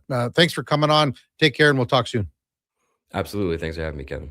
That's Mario Tiraabasi, CHGO Sports, covers the Chicago Blackhawks, and Connor Murphy on his way to Edmonton, and great comments regarding Connor's play from Mario, and he feels that, Jake Wallman is almost a better fit right now for a defensive partner for Connor Murphy. When we come back, Laurianne Munzer, Olympic gold medalist, will check in with us. It's the Kevin Karius Show, presented by Sports Select, with the Duke of Delburne and Josh Fenwick on Sports 1440 AM radio. We're streaming on YouTube, X, Facebook, Instagram, and Twitch. Getting in on the sports action you want is as easy as playing at sportselect.com. Simply make your picks online, generate your QR code, and lock in your bet at your local Lotto Spot retailer. Then sit back, watch the game, grip your chair, and high-five anyone nearby. Every bet is 100% legal with the chance of winning cash in hand. Sports Select. When you're ready to play, bet on the original. Must be 18 plus to play. Play responsibly. Whether it's a house, a gas station, an apartment complex, or any new building going up above ground, the work always starts below ground. And that's where you'll find GS Construction. GS Construction ensures the first step, relocating utilities, installing new ones, and building the underground systems, is taken to make progress possible. But the work can't start without you. GS Construction is currently on the lookout for experienced top men, pipe layers, and operators. To apply, visit gsconstruction.ca. Oil Kings hockey at Rogers Place is family fun that's second to none. And this Sunday afternoon, the team gives back to you. The Fan Appreciation Game is back, one of the biggest games of the season. Fans in attendance receive a scratch and win ticket with thousands of instant win prizes up for grabs. Plus, all the Family Fun Sunday face painting, bouncy castles, and Calmont Kids food combos for $10 or less. Edmonton Oil Kings, Prince Albert Raiders, Fan Appreciation Game. Family Fun Sunday at 4. Great seats at Rogers Place start at only $20 at oilkings.ca. Booster Juice is going crazy for hazelnuts. No, not crazy. Nuts. Booster Juice is going bananas for hazelnuts. I mean, there are bananas in smoothies, but that's not the point. Banana juice is booster for hazelnuts. What? Just stop. Booster Juice is going nuts for hazelnut. Introducing the Nutty Monkey Smoothie, Holy Hazelnut Acai Bowl, and Nutty Booster Ball, all made with rich, creamy hazelnut spread. Try them today, only at Booster Juice. Canadian-born, blending since 1999. Support your circulatory health with NACA Platinum Nattokinase. This powerful enzyme cleans your arteries, helps with varicose veins, promotes improved blood flow, and more. Find NACA Platinum Nattokinase at Vitality Health Foods, where customer appreciation is the first Tuesday and Wednesday of every month. You wanted local sports on weekends. Saturday mornings at 9, check out the Saturday Sports Setup, where we'll tee up what's happening on the weekend sports scene. Tune in Saturday morning at 9 on Sports 1440. Divorce is never easy, but Fairway Divorce Solutions can help. Their clear step-by-step process addressed all our issues, and we moved through the process quickly. Fairway didn't take sides. They saved us money and heartache. My ex, the kids, and I feel like we'll all be okay. At Fairway Divorce Solutions, trained mediators and in-house lawyers will move your divorce process forward in a professional and efficient manner to achieve a fair resolution and separation agreement. Visit fairwaydivorce.com. For over 60 years, the folks at Diablo Boots have been selling the best Canadian-made boots. Handcrafted in Winnipeg, Canada West makes the best quality cowboy, biker, and work boots for Diablo Boots with replaceable soles and heels. Why buy cheaper quality like Ariat, Justin, and Red Wing made in China when Canadian-made is better? Support Canada's workers and Diablo Boots for the best boots. So save on boots by Save On Foods. That's Diablo Boots, 3340 Gateway Boulevard on the east side of Save On Foods. Canada West and Diablo Boots, the two best names in the boots business.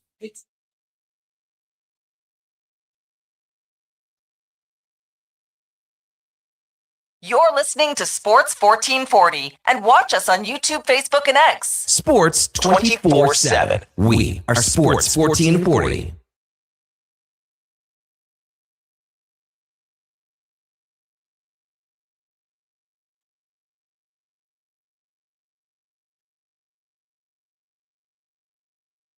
And oh man, we got a wild ninth in shaping up at the Montana's Briar between Calvert and Dunstone, 2 Manitoba rinks. It's 5-3 Dunsey leading in the ninth. Calvert's got hammer, but there's like a whole whack of rocks in play here, and guys are going to be trying to move them around as we speak, as we keep you up to date on the Briar. Kevin Cooey, Alberta's rep, is beating brother Jamie, by the way. I think it was 6-2 last we saw. So Kevin Cooey will improve to 4. And, oh, hey, let's welcome in our regular Tuesday morning contributor, Olympic gold medalist from 2004, Laurianne Munzer. Good morning, Laurianne. Good morning, Kevin. How are you doing? Well, good. I just saw your text because the commercial for Diablo Boots was just before you came on. And I'm wondering, so you said that Diablo Boots are the best. I'm wondering if you tuck your jeans into the boots like Eddie Steele does. Not a chance, man. I keep thinking about him every time I put on my boots. And I went into that shop because I had a good pair of motorcycle boots for my Harley Davidson. They wore out and I went, I need a new pair. So I went in thinking I was going to only get one pair. And I walked out with 3 pairs. Oh, I tell you, Dusty knows his boots. I was telling my size and he goes, no. He says, let me get you a pair of boots. Have a seat. Okay. How many pairs of boots or shoes do you have? N+1. You can never have enough, Kevin. It's crazy. I've got 2 pairs of Harley Davidson boots. I've got 3 pairs of cowboy boots. I have about 3 pairs of dress boots, for going out and speaking and networking. And I love shoes. I love shoes and boots. Don't you have that one go-to pair? It's like your favorite pair of jeans, right? You just say, there's a whole bunch of them staring at me, but I'm just going to go with Old Faithful here. That's got to be the same with your boots, no? Absolutely. Absolutely. Well, Dusty didn't have a pair of red or blue colored cowboy boots. So I ended up picking up this blonde soft pair. Kevin, they were just like slippers. And Dusty goes, okay, if you want to turn them into red, here's what you do. You go on Amazon, you pick up this Angus dye, and you get the wax, exact same color, because it's the wax that just solidifies it and it's perfect. So those are my go-to boots all the time. Cool. Yep. Laurianne Munzer with us, Olympic gold medalist from 2004. And now with the Olympics wrapping up, we talked about him quite a bit last week when you were on, Laurianne, but now the Paralympics are starting, and they take a little bit of a breather with some of the locales and where the events are being held, and they have to make some adjustments, obviously, as well. But I mean, man, this is, and I think it's getting. Would you agree that it's getting more and more recognition? Maybe the Paralympics are getting more headway. I mean, I know Bobby Stedworth so well, and he was the guy that got the Paralympics going and has been influential in everything here. So are we gaining a little more traction? I think we are. We are. And it's funny that you mentioned Dr. Bob. I've known Dr. Bob for probably about 20, 25 years. I think he knows everybody in the city. Yeah. He has been so instrumental. The other thing I learned is that this Paralympic Games they're celebrating 50 years. I had no idea. It started in Sweden back in 1976. So a couple cool facts. We've got 665 athletes. Canada is sending 46 in 6 different sports. But this morning I found out something even cooler is that my friend Allison Lang is the digital host for CBC. I had no idea. Okay. So super cool is what we have with social media, with the news, with the internet. And I think, Kevin, that is helping a bit more. To be honest, I don't think there's enough. I don't think there's enough being done in terms of showcasing our athletes, showcasing the Paralympics. And I think the internet is a good thing. It's because it's helping bring the more visibility out there and to showcase what some of these athletes that what we as able-bodied may think is impossible. They go, oh, no. Hang on a second here. This is what we're going to do, and this is how we're going to do it. And we talked about it last week, Laurianne, about funding and everything like that. The Paralympians are basically in the same boat as the able-bodied athletes. They need more funding. They could use a little help here and there because they're almost in the same predicament as the able-bodied athletes are. Absolutely. And a lot of these athletes, they have jobs. It may not be full-time. It may be 3/4 time, part-time. They're always looking for sponsorship. They're looking to work with organizations and companies. We talked about that last week, because if there isn't the funding to be able to do it with your NSOs, your national sporting organizations, well, then if you really want to follow that dream and do the vision and pictures and movies that you've got floating around in your head, is you've got to go after it yourself. And having those partnerships, Kevin, they really make all the difference in the world, and they allow the athletes to do what they are so passionate about doing, and that's when the results come. Yeah. Have you ever played sledge hockey? No, I've played wheelchair basketball with Daniel Pierce years ago. I think sledge hockey would be incredible. Have you played? Because I know you're a hockey player. Duke and I played with the Stingray team last year, I guess it was. I was the goaltender, Laurianne, because that's, they needed a solid tender back there. Duke was like all over the map, right, Duke? Let's bring in Duke here for a moment. We had a lot of fun, though. Oh, we had a great time. It was a really fun day out in Sherwood Park, and it was for a great cause, too. And yeah, I think Kevin just wanted to be the goalie so he wouldn't have to exert himself moving all over the ice. And he was good back there. How Don't about get me that wrong. one save, Duke? Right Out of the air, Yeah. swats out of the air with his paddle. Yeah. But it's a lot of fun. I've done it a couple times at the U of A as well with some different events too. So I had a little bit of experience in my pocket when we did that last spring. Right on. I think we all should try some of these sports. Yeah. So you tried basketball. I mean, is there anything else? I've done so many good stories with the sitting volleyball team, the women's sitting volleyball team, because I knew Jeff Wright's daughter on the team in town here. So when I was working at Global, we would just go down and do a fair bit. Obviously, Summer Olympics and things like that, but it's still a little different. So, well, that's Allison's Lang's sport. She is sit volleyball. And it was probably about 12 or 15 years ago. I met her dad before I met Allison. I met her dad at a speaking event.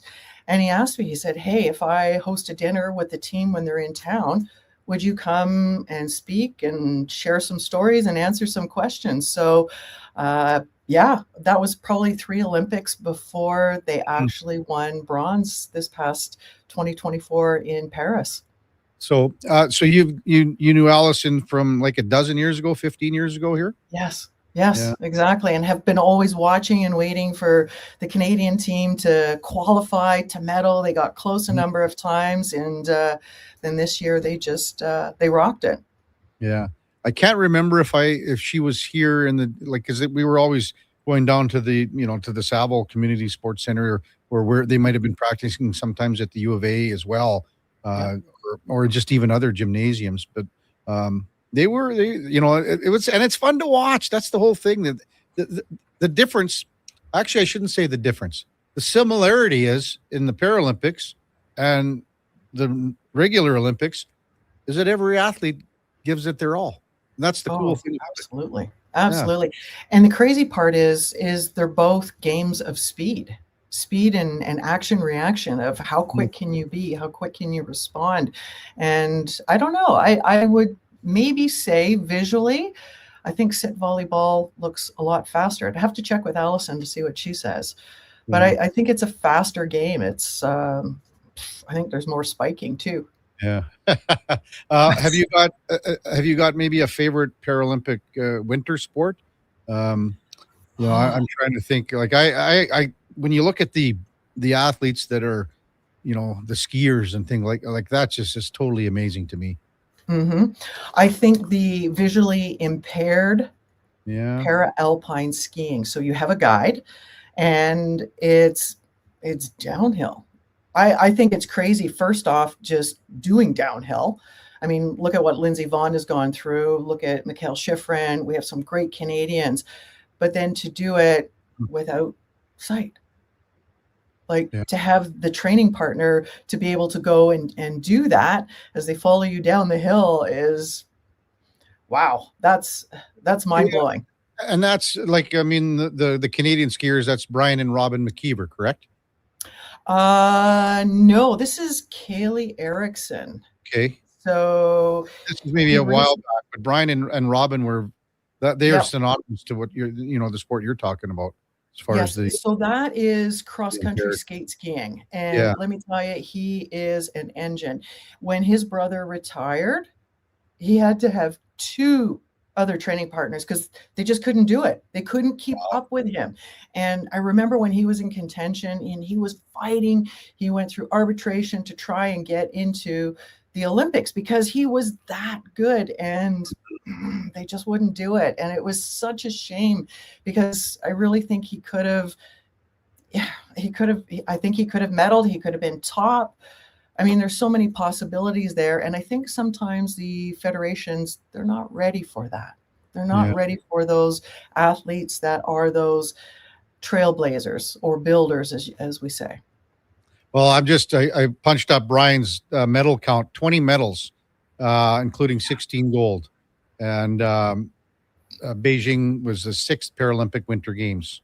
So, I mean, this is a guy that's been around a long time, man. Whoa. Yeah. And it's beautiful to see athletes like that. I don't know, Kevin, I'm going to reach out to Allison, see if maybe we can connect with some of the paras. And as far as I'm concerned, they're athletes, they're Olympians. And I don't know. I think part of my mission now is to see if we could get a few more Olympians, up and coming national champions, Olympics and Paralympics on our show here and see what we can showcase and what we can learn. Yeah, like, I mean, even just watching some of the wheelchair curling participants and how much work they've been putting into this. I mean, it's just remarkable to see, again, the level, what they're trying to ascertain here and try to get to, for sure. Absolutely. It's incredible. It's inspiring. It shows determination. It shows will, focus. That mindset is there along with everything else that athletes come up against. And it's normal. It's normal stuff. Now that we've had sort of like a week to, the whole breath comes out after the Olympics. Have you got anything top of mind that maybe we missed last week, Laurianne, that you wanted to just kind of discuss here with Canada and the team and the results, or anything that happened, in the last week that you've probably been talking about with the Olympics? Well, I think just reiterating just the support from organizations, from corporations, is pair up with an athlete, support them, have the athlete support you as a business owner. It's a win-win partnership, and wow, what a journey to be on. And I know that a lot of corporations, their focus is they will definitely look at hiring an athlete because of the work ethics, the dedication, the scheduling. And I think it's just a really great pairing.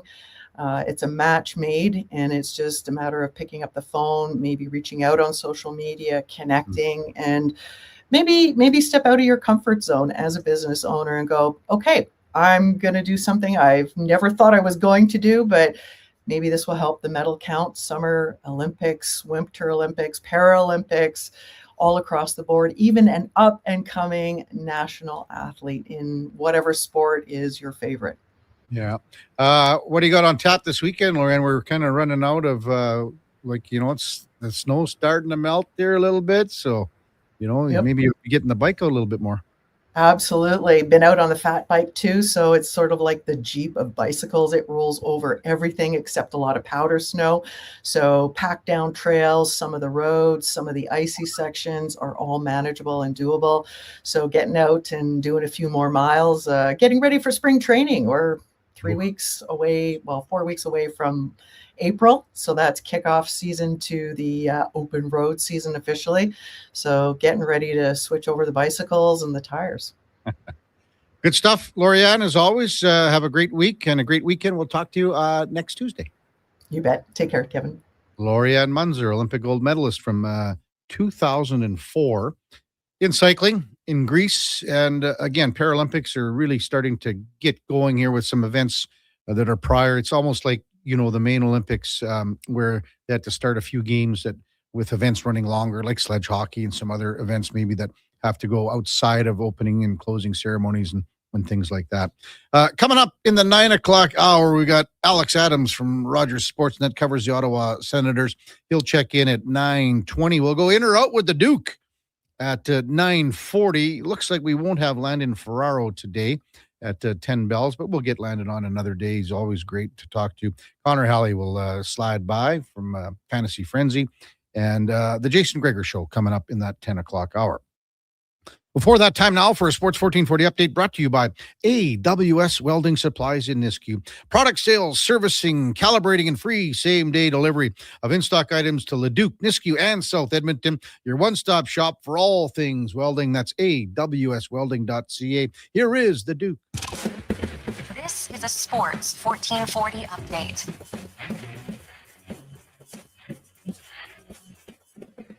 After the games across the NHL yesterday, a matinee saw the Red Wings double up on the Predators 4-2. The Rangers race a 4-0 deficit, but Kromachenko with the OT winner lifts the Jackets over the Rangers 5-4. Flyers get past the Maple Leafs 3-2 in a shootout. Stars beat up on the Canucks 6-1. Kraken just get past the Hurricanes 2-1. And the nightcap, Avalanche spoiled DJ Smith's debut as interim coach for the LA Kings. Avs take it 4-2. In the association, just 4 games, the Wizards lose to Houston 123-118. Boston tossed Milwaukee 108-81. Denver over Utah 128-125. Canadian Jamal Murray with 45 points in that one. And the nightcap, the Clippers beating Golden State 114-101. From the Montana's Briar this morning, some finals already from draw number 10. Alberta's Kevin Cooey beating his brother from the Northwest Territories, Jamie, 6-3. Saskatchewan, top of New Brunswick, 10-4. Northern Ontario getting past BC, 11-3. And currently in the 10th end, Manitoba's team Dunstone leading Manitoba's team Calvert 6-3. Coming up in hour 3 of the Kevin Karius Show, we'll be joined by Alex Adams from Sportsnet covering the Ottawa Senators, and we'll check in with a new edition of In or Out. I'm Brandon Douglas at your Sports 1440 update. This is Sports 1440, a Stingray radio station broadcasting on Treaty 6 territory. Download the free iHeartRadio app and listen to CKJR wherever you go. Come for Canada's largest trade shows, the biggest names in entertainment, exhilarating sporting events, and more. And stay for the experience at the Edmonton Expo Centre. Looking for the perfect place to host your next big event? From trade shows to galas, meetings, and concerts, the Edmonton Expo Centre has the space, event expertise, and service to make your next event unforgettable. With over 522,000 square feet of flexible event space, in-house catering, and operational expertise, they bring your biggest vision to life. Learn more at edmontonexpocenter.com today. Hi, Mike here from Northgate Chevrolet Buick GMC. Free trips, free iPads, a barbecue, a wood stove, the #1 dealer in the world. What?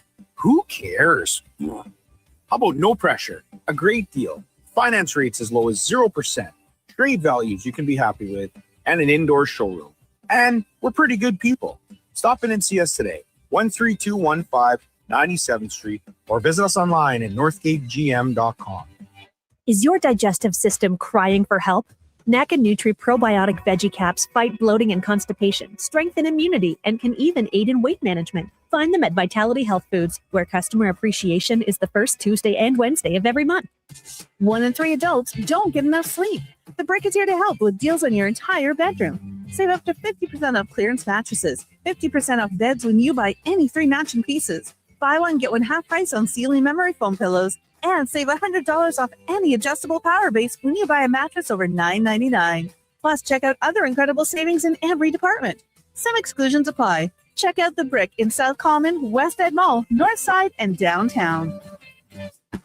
Andrew Walker, host of the postgame show on Sports 1440. After every hockey game this season, tune in and chime in as we talk about the game. It's all sponsored by Legacy Heating and Cooling. Don't get left in the cold. Visit legacyheating.ca. From the local rinks to homes and businesses across the province, Alberta's rural natural gas utilities are here to fuel life affordably, reliably, and safely. We're members of the Federation of Alberta Gas Co-ops, providing natural gas to keep our rural neighborhoods warm and connected every day. It's local, dependable, and it's ours. To learn more about the Federation of Alberta Gas Co-ops and our members, and how natural gas fuels your community, visit fedgas.com. Alberta's energy. Game on. Ah, yes, Alberta in March. Green beer and slushy roads. Where the only thing worse than the roads is trusting them. If your brakes are squealing louder than a pub on game night, or your shocks feel like they found potholes instead of a pot of gold, it's time to go to Napa Auto Parts. With over 85 locations in Alberta, Napa has the quality parts, tools, equipment, and know-how to keep your ride smooth and feeling confident, more than lucky. Visit your local store today or visit online at napacanada.com. That's Napa know-how.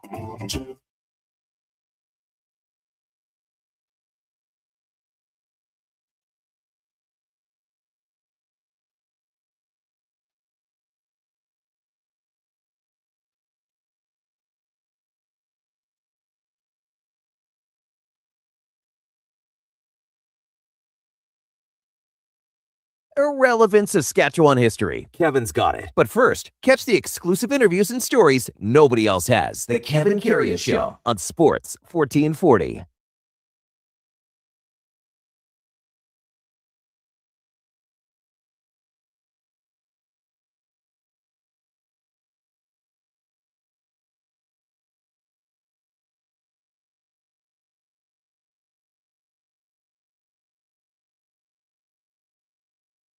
All right, welcome back to the big program, 9:03 in Edmonton. Kevin Karius Show is presented by Sports Select, and playing Sports Select is easy peasy, man. All you got to do is visit sportselect.com, generate the QR code, or check their how to play videos. It's a step-by-step instruction and guidance. Sportselect.com, it's 100% legal. You got to be 18 plus. Please play responsibly at the Briar, the Montana's Briar.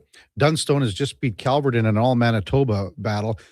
When you look at Pool B, I guess it is, Cooey is at 4-0, and Duke just mentioned that he beat brother Jamie. That's Kevin, beat brother Jamie 6-3. Dunstone's at 4-0, and Saskatchewan's Mike McEwen's at 4-1. 3 teams make the playoffs in each pool. That's pretty well all wrapped up there as well. I mean, Grattan's at 2-3, Calvert's at 2-2, Northern Ontario's at 2-3. Everyone else is out already. So those 3 teams are likely advancing. I mean, you'd have to really stumble, and some of these teams, like, Calvert's a good team, but he'd have to run the table here. So it's looking like Kevin Cooey, Matt Dunstone, Mike McEwen, out of Pool B. In Pool A, I mean, it's 2 top dogs in the Brads, and Jacobs and Gushu. They're both at 4-0. And then after that, you've got a couple of the teams at 3 wins that have the opportunity at 3-2, with King out of Ontario and Menard at 3-1 as well. During the break, the Duke and I were talking about Emma Miskew, and she was on John Cullen's podcast. And we had a texter, it would have been last week, talk about Rachel Homan's rink and not going to the Scotties. And we really never even knew too much about it at that point until Emma Miskew was on this podcast, Duke, and that was yesterday's podcast. And John's been on our show before. He's a great interview. Yeah. And talking about it, and Emma said, hey, man, we weren't invited. We were out of the mixture. It was kind of eye-opening because it was unique because we had just recently talked about this, saying, well, would they go with it that close? Is that considered a tune-up event to play against the best in the country, or do they just use that for their own preparation getting over to Italy? Well, listen, and Emma said it herself in the interview. Yeah, maybe we wouldn't have played, but essentially they weren't even afforded the opportunity if they wanted to, right? Which is, going back to the genesis of this conversation for us, was we see Brad Jacobs just essentially days removed from winning the gold medal in Italy, now wearing the Maple Leaf as a defending champion, right? Here at the Briar. And Rachel Holman was a defending champion at the Scotties, and her team, her rink, was apparently not given that same option. And so what I took away from, and I didn't listen to the whole interview, like disclosure, I saw a clip of it from John's Broom Brothers podcast that essentially she said, it just would be nice to give that option, or to have Curling Canada essentially laid out, let's say, if you're representing them in your team in an Olympic year, then you cannot play in the national championship. And that's that. Or have it one way or the other, instead of this seemingly it should be the curler's choice. That's what I would think. But it's got to be that. And then, but if you listen, and I just read her transcript in Emma Miskew's case, saying, we're not even sure if we would have went, but we would have liked the opportunity to decide. Yeah. And if you're Curling Canada, what would even make you think that you wouldn't want them there? It was in Mississauga. They're an Ontario-based team.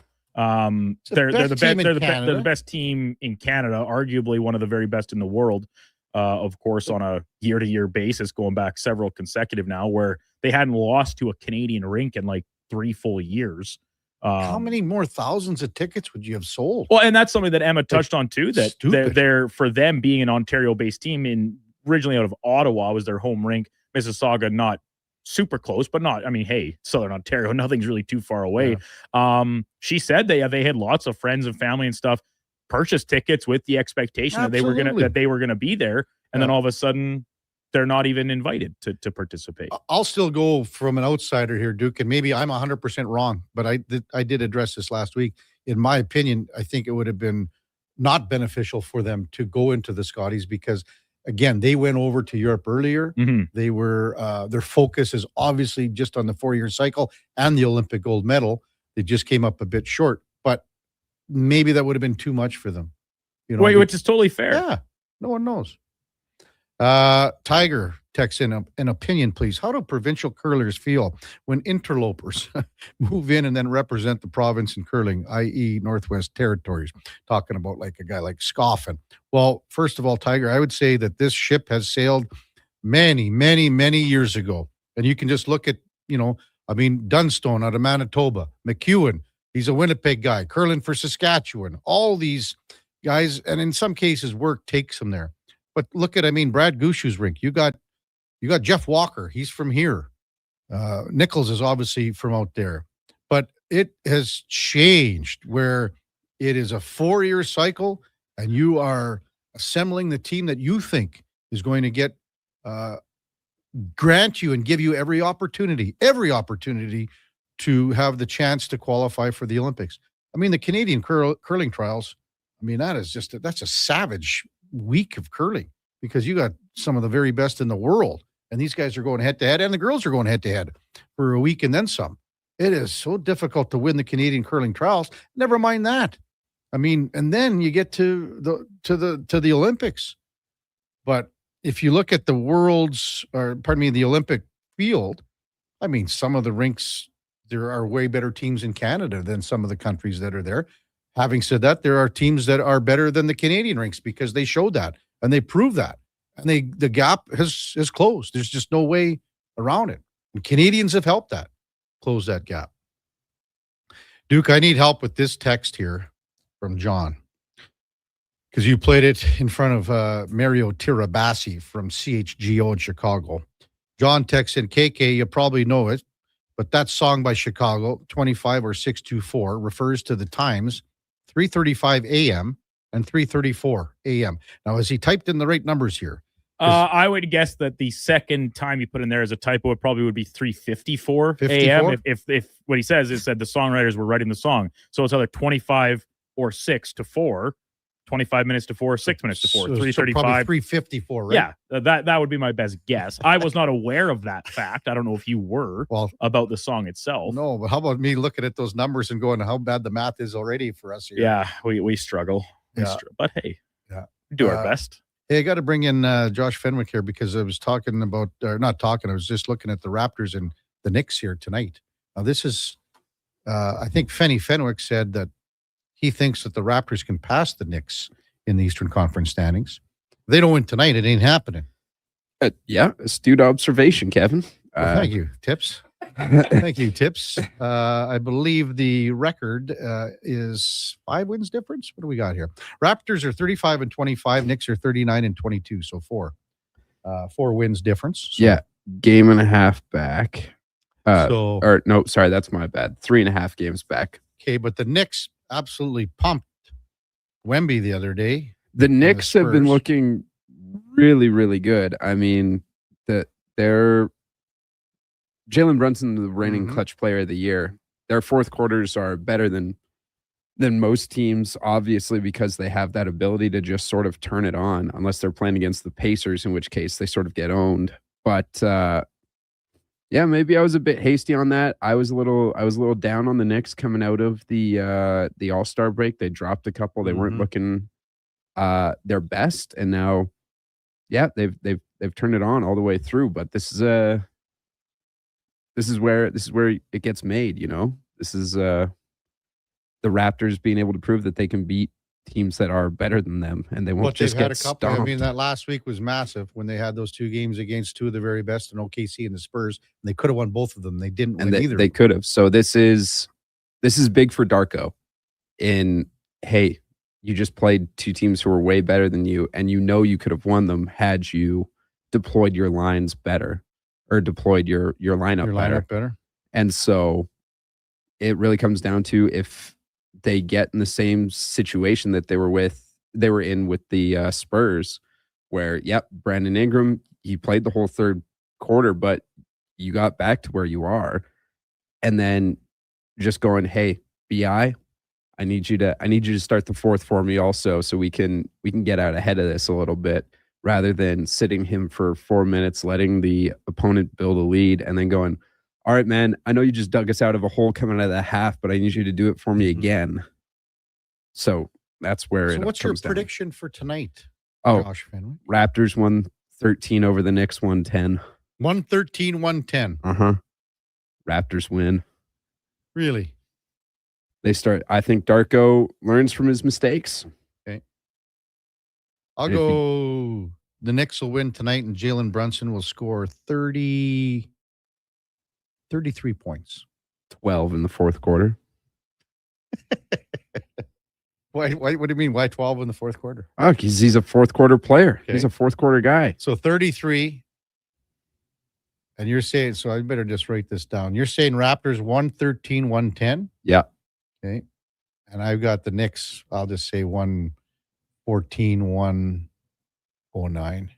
That's a good score prediction. What's the over, under, and what's the spread on this one? Do you know? That's a wonderful question. I can actually look at that right now. Mm-hmm. Here we go. Tuesday. The over-under is 221.5.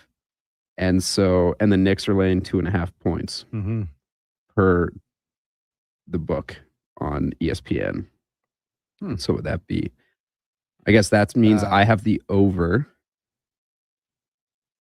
and you also have the over. I guess so. Yeah. From our text line, our buddy Blair has texted in, KK, do you recall on opening day that I predicted the Oilers would be sending Mangiapane to the minors and picking up right shot Murphy days before the deadline? You know, it's funny, Duke. We can go back on the text line. So Funny you mentioned that, Kevin, because I did too. I just did myself. I went back on the text line and there is nothing. No such reference. There is nothing, Blair. So don't say that you were. Did you recall on opening day? So we just went back on your thread, Blair, and it's not there. So you did it as well, Duke. Love it. You gotta hold people like, hey, everything we say on here, Kevin, is out there. Yeah. It's We get recorded. held It's accountable recorded. all We the got to time. be held accountable. When you make a mistake, or you or I make a mistake, people love jumping down your throat about it. That's fine. Got to be held accountable. That's right. But that doesn't mean that texters can't just come back and try and claim something that didn't happen. So it's funny because, Blair's been kind of animated this morning. So I figured, I wasn't sure if you were looking, but that's kind of why I brought Josh. Oh, you wanted to bring Josh in just so I could go back. Josh, I heard everything Josh said. no filibuster. That hurts my heart a little bit. It hurts my heart Yeah, a little bit. Kev. I don't know if that was necessary to add to that. You could have just Especially because then everyone says boring basketball talk, like barbershop window in the YouTube chat, and I have to say basketball rules. And now Kevin's like, and now Kevin's like, actually, I don't care about basketball. I needed at all. it. I needed it to a go few and look minutes. I needed it to clip Blair. Yeah. Hey, Jeff on the farm says, I don't recall that one, but I do recall Kevin saying the Panthers would not make the playoffs. What are they down? 8, Duke? 7? Currently, the Florida Panthers are 8 points out of a playoff spot. 63 they got. Yeah. They're 8 back of the Boston Bruins, and the Bruins have a game in hand, too. When we come back, we'll tee up tonight's Oilers and Ottawa Senators game with Alex Adams from Rogers Sportsnet. It's the Kevin Karius Show presented by Sports Select on Sports 1440 AM radio with the Duke of Delburne, Josh Fenwick.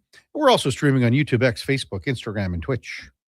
At Hughes, it's all about getting in and out quick and clean. No cash, no problem. With Hughes' new system, all you need is your debit or credit card to get your vehicle sparkling clean.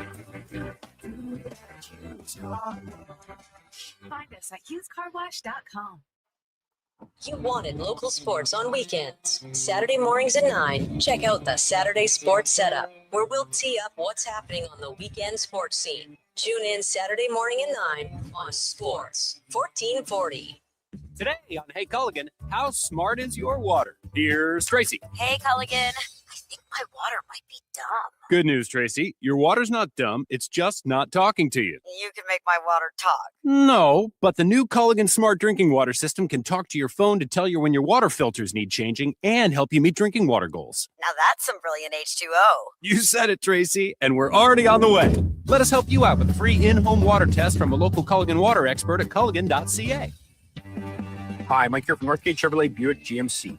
Free trips, free iPads, a barbecue, a wood stove, the #1 dealer in the world. What? Who cares? How about no pressure, a great deal, finance rates as low as 0%, trade values you can be happy with, and an indoor showroom. And we're pretty good people. Stop in and see us today, 13215 97th Street, or visit us online at northgategm.com. Is your digestive system crying for help? NAC and Nutri probiotic veggie caps fight bloating and constipation, strengthen immunity, and can even aid in weight management. Find them at Vitality Health Foods, where customer appreciation is the first Tuesday and Wednesday of every month. NHL Star Sticks are back at McDonald's, and we're celebrating by going bigger. Make that Smaller, way smaller than ever before. Collect the set and get one of 7 mini sticks with every NHL Star Sticks meal. Featuring McDavid, Matthews, Quinn Hughes, McCarr, Celebrini, Reinhardt, and Montembeault. So get yours while they last. 1 stick per meal purchase. Limited time at participating Canadian restaurants. For over 60 years, the folks at Diablo Boots have been selling the best Canadian-made boots. Handcrafted in Winnipeg, Canada West makes the best quality cowboy, biker, and work boots for Diablo Boots with replaceable soles and heels. Why buy cheaper quality like Ariat, Justin, and Red Wing made in China when Canadian-made is better? Support Canada's workers and Diablo Boots for the best boots. So save on boots by Save On Foods. That's Diablo Boots, 3340 Gateway Boulevard on the east side of Save On Foods. Canada West and Diablo Boots, the 2 best names in the boots business. Whoa, I gotta put some money on the game tonight. We hit our monthly budget. Whoa, how did you get in here? I'm you, the responsible you. We're right. We'll play another time. Sounds more like us. If you gamble, use your game sense. Visit GameSenseAB.ca. River Cree is the place for all your favorite sports. River Cree Resort and Casino, featuring UFC action and boxing live on the big screens at Tap 25, the MVP of sports bars, and in the center bar. Plus, catch all the biggest games, every goal, every slam dunk. River Cree is also home to the Twin Rinks, where rec hockey and community teams come to play. Public skating available. Details at rivercreeresort.com. River Cree Resort and Casino. Excitement. Bet on it.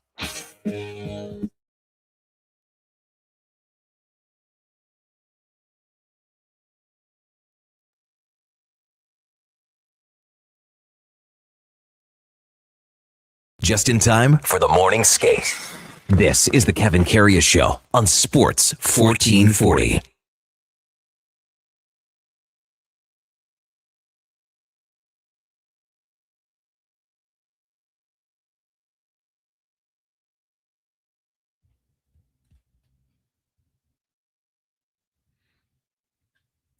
All right, welcome back to the big program, 9:21 in Edmonton, and time now for the game of the day brought to you by St. Albert Dodge, where clear out on the remaining 2025 Jeep Wrangler Saharas continues. The package is our best seller. We've got a great selection to pick from, starting at $59,900. They're going to sell out fast, so check out stalbertdodge.com very quickly. As we welcome in Alex Adams from Rogers Sportsnet, covers the Senators. Morning, Alex. You're with Kevin Karius. Thanks for jumping on Sports 1440 this morning. Really appreciate it. Thanks so much for having me on. I'm excited to talk about this game tonight. Yeah, this game tonight, this road trip for the Senators, because they got 4 out west and the trade deadline's coming up on Friday. How would you describe where the Senators are? Are they treading water right here, looking at 5 points back? Are they thinking that they've got the team that can make a push here? Alex, what's your thought process with this team right now heading into the deadline on Friday? They definitely think that they're better than what their record suggests. I've been told that many times by management and coaches at different times throughout the season. You look at them, Linus Ullmark's been back. The Senators have actually been a really good team when he's played. I think he's 17, 8-6 when he's been in the net. Obviously, his numbers haven't been good. Ottawa's goaltending's really hanged them out to dry all season, but their underlying numbers have been really good.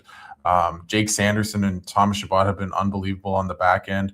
They just haven't got enough saves, and they're starting to turn. They've won 6 of their last 8, got points of 7 of their last 8. They're playing really good hockey, really good defensive hockey that Travis Green's kind of instilled with this group. So I think for Steve Staios, they're not going to go for any rentals at the deadline. But if they can improve specifically on the back end, they can get a top 4 right shot defenseman. I think they'll be aggressive. The problem is they don't have their pick because of the Evgeny Dadonov trade and the punishment to that, which never ceases to amaze me. And they don't have a ton of prospects. So they're a bit handcuffed, but I think they want to make a move if they can. And I don't think they're going to just stand pat. At the same time, it's hard to play the trade deadline game when you don't have that much ammunition kind of with yourself. So, I mean, their goals against, as you know, Alex, they're right in the middle of the pack with, they're right with Winnipeg and Columbus and all these other teams, but it's the save percentage. So is it all, how much is on the goaltending here as they move forward?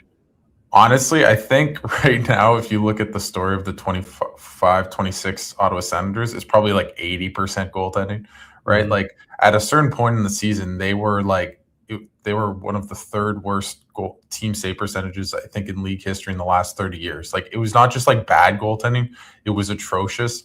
Their goals saved above expected was awful. Like they just weren't getting saves, and it wasn't that every game that they get, the goalies would give up a bunch of kind of gaffes. Mhm. It just every night it felt like the Senators had the second best goalie. And if you think about it, if you have the second best goalie every night, it's hard to win. And like, in Edmonton, typically haven't had the greatest goalies of late, but you have Connor McDavid and Leon Draisaitl. That helps. The Senators, as good as Tim Stützle, Jake Sanderson, and Brady Tkachuk have been, they're not at that level. So they can't really just outscore their problems like the Oilers have in the past. And I think that's kind of what's really held them back.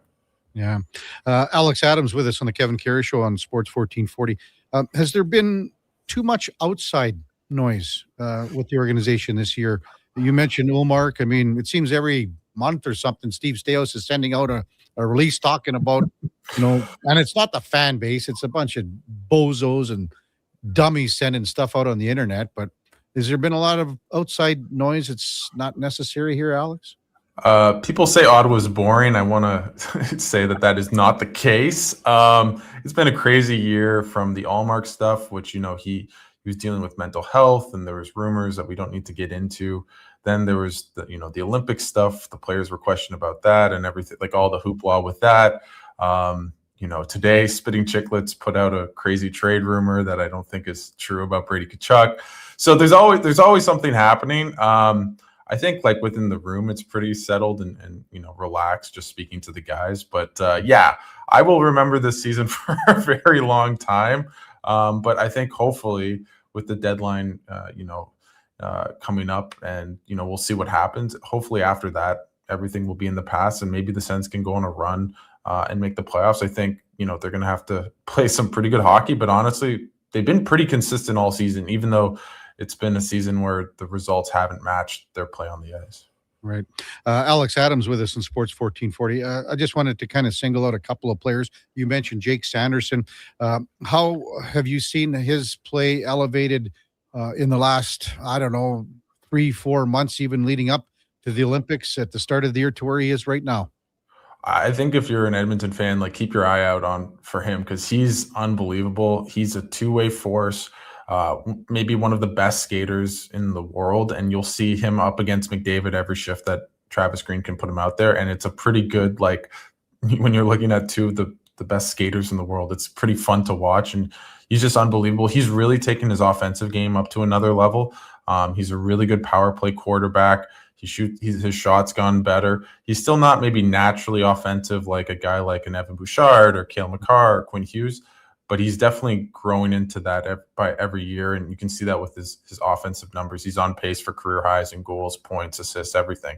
So he's just become, I think he's getting close to top 5 defensemen in the league, and defensively, he's pretty flawless. Like early in the year, there's a game against Calgary, and he made a gaffe, and Travis Green after the game said, we never see Jake Sanderson make mistakes, so that's why it kind of stuck out. So overall with Sanderson, he's just been unbelievable, and he's still 23, and the sky's kind of the limit, and he was great at the Olympics as well. Yeah. What about Dylan Cousins, Alex, and the trade with Josh Norris, and he's just hasn't been able to stay healthy, Norris, that is. But what have you seen from Cousins this year? When he came over last year, it sort of seemed like there was an adjustment period, if you want to call it that. He's had an adjustment period this year as well. He's the past maybe 30 games. He's almost a point per game player. I think he has 27 points in his last 30 games. To begin the year, he was a bit kind of behind the A ball. Defensively, he struggled. And he's talked to me about it where, in Buffalo, they were very much a transition team. And he's a really good skater, really good shot. And you could kind of wheel and deal, for lack of a better word, with Buffalo. And in Ottawa, they like to dump and chase. They're much more methodical. And he just didn't. It took a while for him to get used to the system, and he's really grown into it. He's scored 20 goals for the second time in his career now. He's on pace for 60 points. Like he's had a really good season. I still think there's more in his game. Just kind of maybe being quicker with his reads and maybe sharper plays. But he has a ton of skill, big, fast, strong, likes to, he fought a guy, forget who it was on Detroit after, I think it was Edmondson, took out Brady Tkachuk. So he has a little bit of a mean streak in him as well. So he's been a really good player, and I think he's just been growing and growing as, time's gone on with himself in Ottawa.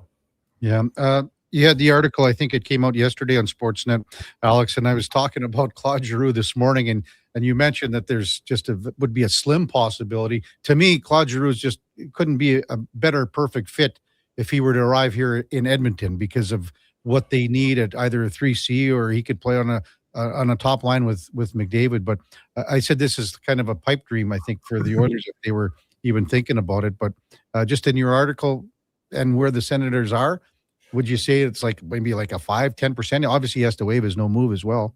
Yeah, maybe if the Sens lose tonight and against Calgary and they're like 9 points out at the deadline, maybe that comes up. But at this moment in time, Claude Giroux, like he's from Ottawa, essentially. He has a kid's family here. I think it would, things would really go awry in the next 2-3 days for him to be traded. So I put it pretty slim for the Senators trade him. And I just don't get the inclination that Steve Staios is going to be selling any of his players.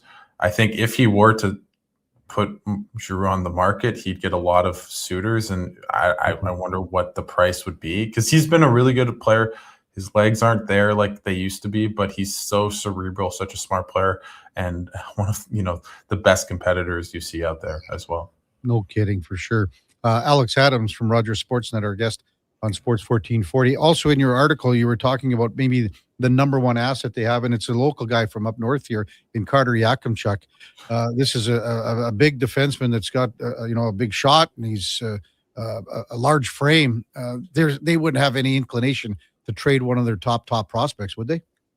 I think if it's the price is right and it makes sense, they would. There's a lot of guys on the market. I won't throw names out, but I think if the deal made enough sense, they would. But otherwise, they're not just going to trade him just for the sake of trading him, just to get a decent player right now. It would really have to be kind of a all-in kind of move. I don't think they're at that point. I still think Yakimchuk, really talented player, super good offensively, played in Calgary, as you know, from Alberta.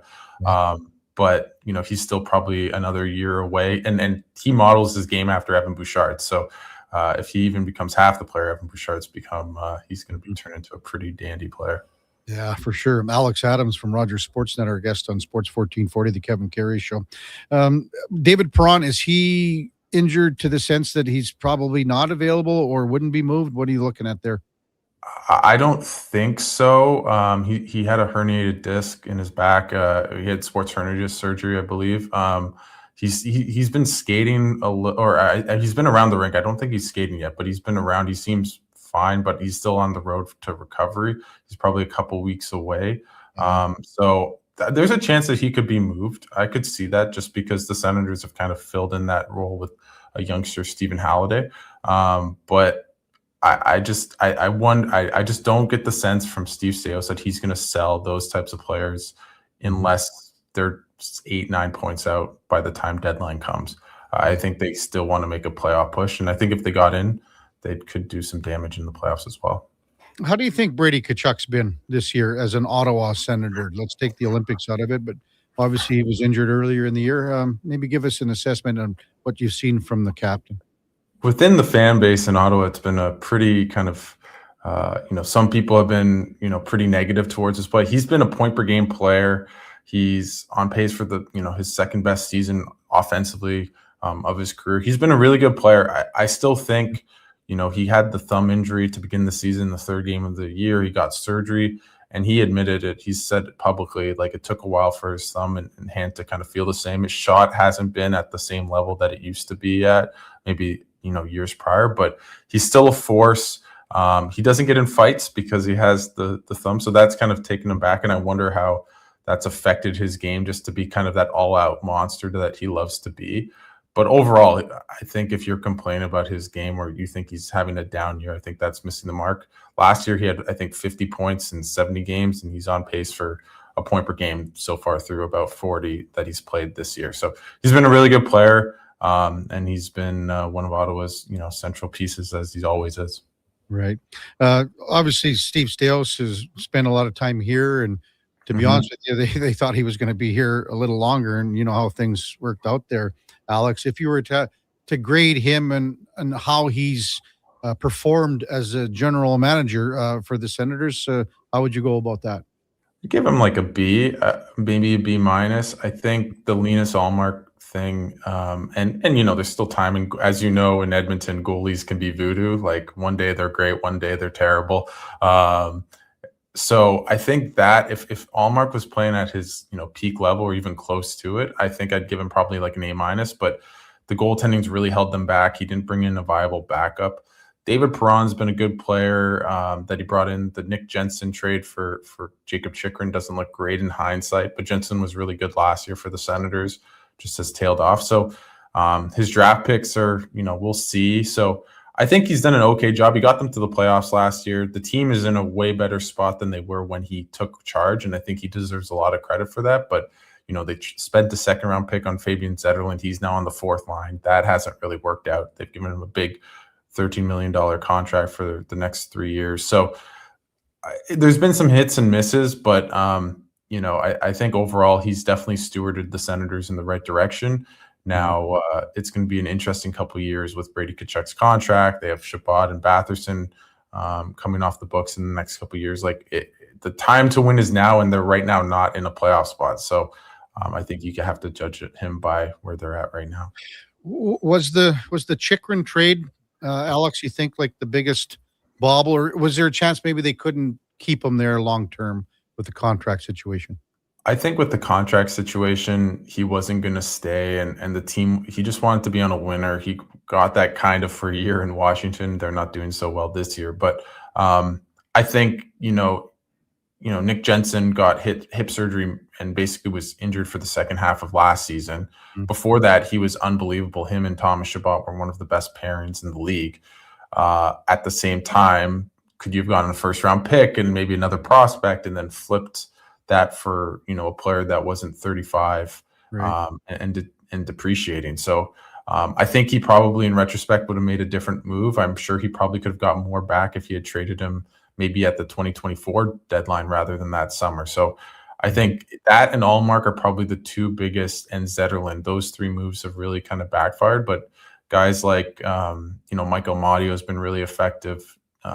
Jordan Spence has been really effective, and just kind of the Dylan Cousins trade move worked out really well. I think Josh Norris has played 23 games this year, and Dylan Cousins has 20 goals for the Sens. So that kind of speaks to the difference between those two players, unfortunately for Norris, who's been hurt. So I think it's been a mixed bag, but overall, yeah, the Chychrun trade and maybe the Ullmark deal plus the extension might be the kind of big kind of whiffs, but time will tell. Is this these next 5 games, I guess it is. They got 4 out west here, and then they got Montreal. If they got any hopes of catching Montreal, this is the time to do it right here, would you say?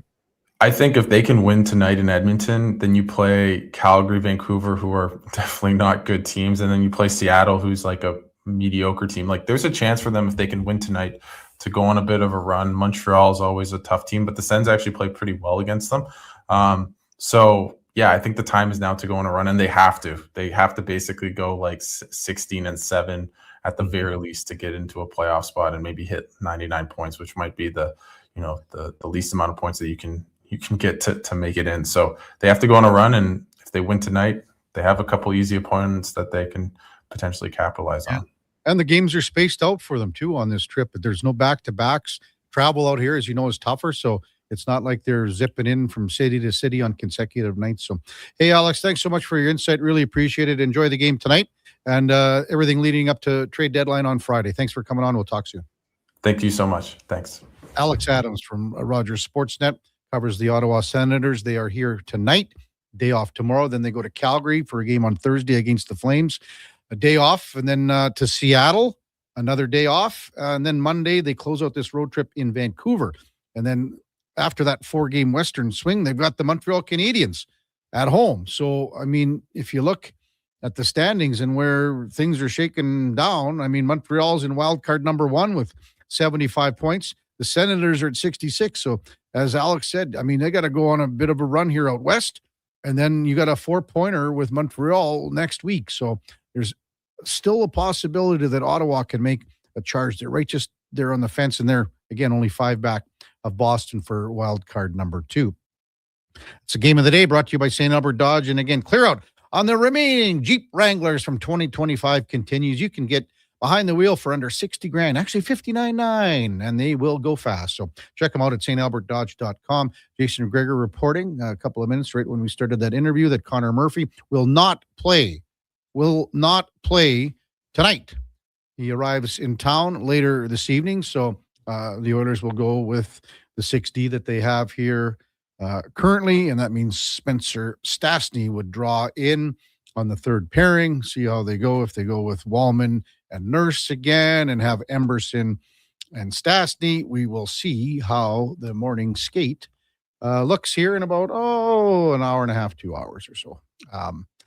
When we come back, it looks like we're going to be going in or out with the Duke of Delburne on Sports 1440. Kevin Karius Show presented by Sports Select. We're streaming on YouTube, X, Facebook, Instagram, and Twitch. Remember 2025? That's so last year. But seriously, St. Albert Dodge needs to clear some 2025 models off the lot to make room for new inventory. So they're having a huge clear out of all the remaining new 2025 Jeep Wrangler Saharas. The Sahara package is the best seller, so they have a great selection to choose from and priced from as low as $59,900. I don't have to tell you, these are going to go.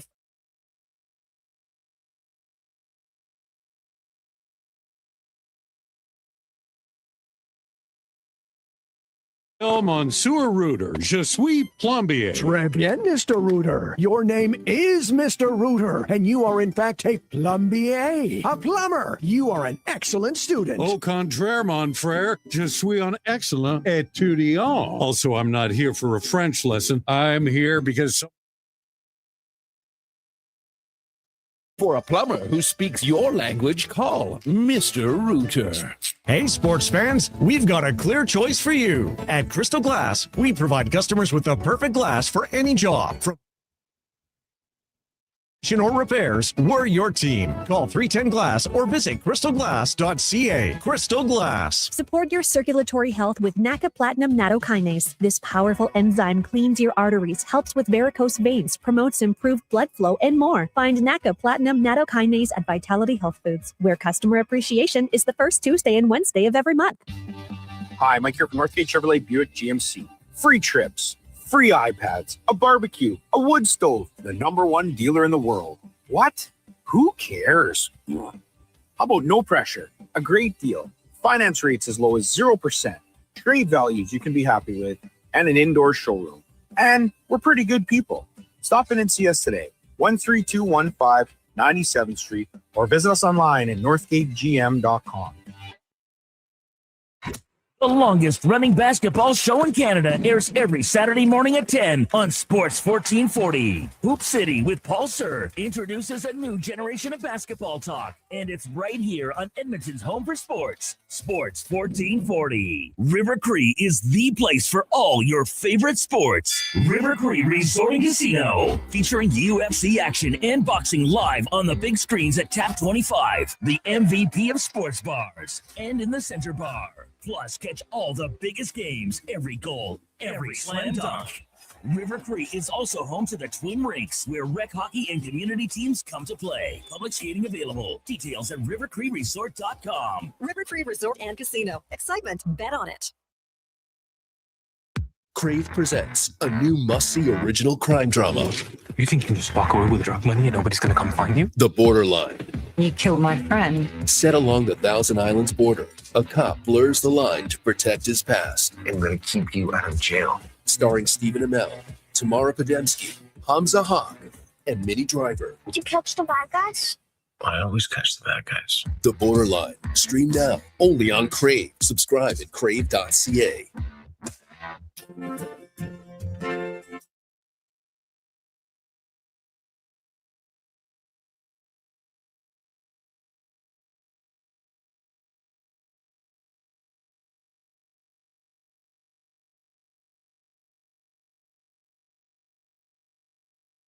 Have your sports curiosity cured with the Kevin Karius Show. This is Sports 1440.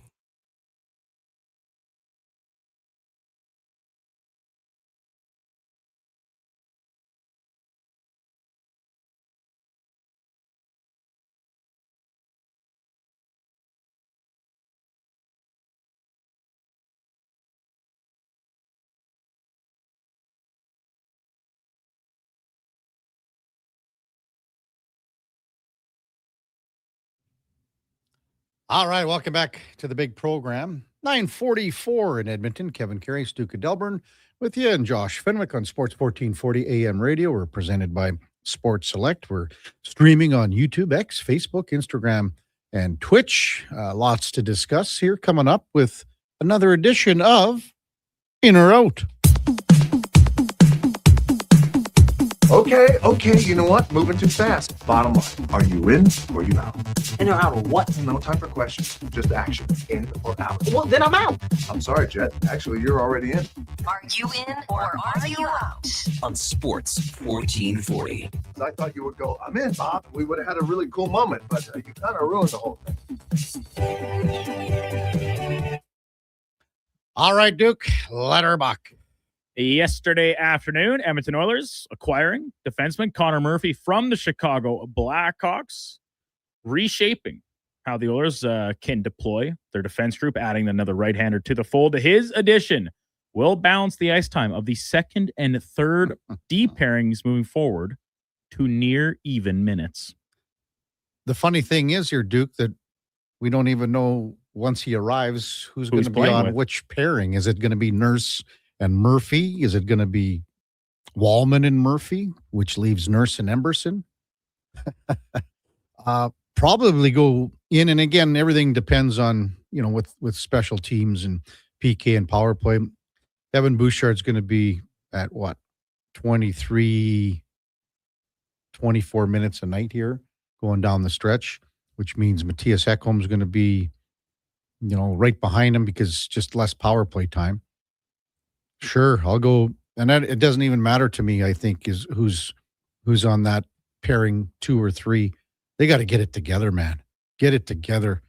And we've been talking about Emberson, and Spec brings it up a fair bit. Well, Emberson's at times he's been the Oilers' third best defenseman, but that's at 14 minutes a night. Yeah, I don't think he can handle much more than that. And if you up his minutes by a couple, maybe the bottom 2 pairing are at 18-ish. Mm-hmm. Emerson, maybe not as much. Maybe he falls out a little bit. You could also see, between 3 veteran guys like Wallman and Murphy and Nurse, Duke, you could see both guys playing with Murphy at times. I think so. And the reasoning here is that, okay, so you looked at the second pairing that the Oilers have been trotting with for essentially the whole season of Nurse and Wallman. They haven't been good enough. So you want to split them up, get them both on their natural side. Mm-hmm. All right, well, okay, but they're both still have a lot to offer when they're playing well.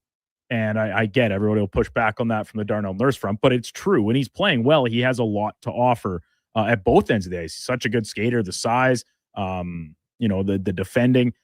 So all of a sudden now, when you split them up, one of them only going to be playing, like you said, 15 minutes a night. I really don't think so. I think it more so presents the opportunity to try to put a little bit more on Ty Emberson's plate. If he can play 16, 17 minutes a night, and all of a sudden your other pair is 18, 19 maybe instead of 22. I just think it bounces out a little bit, and rather than having a de facto second and third pairing, you almost kind of have 2.5 pairs, right? And the analytics show, and keep in mind it was playing for a very bad Blackhawks team, and Low Tide had some posts about this yesterday, that Connor Murphy, a game's called elite competition, isn't necessarily super good. But once again, you have to take it into consideration who the team he was playing for, the poor Blackhawks the past number of seasons. So I think they try and almost share the load a little bit between however they deploy them. Like I said, whether it's and maybe Nurse, there's between the 3 of them, right? You have a little bit of a rotation where, in game, both left D guys in Nurse and Wallman see action with Murphy, and then Emberson could, he gets a shift off or something like that. Right. You know what I mean? Yeah, and I think maybe Paul Coffey will get a little creative back there, and it could take. Obviously, we're not going to see Murphy tonight, as you said from Gregor's reporting.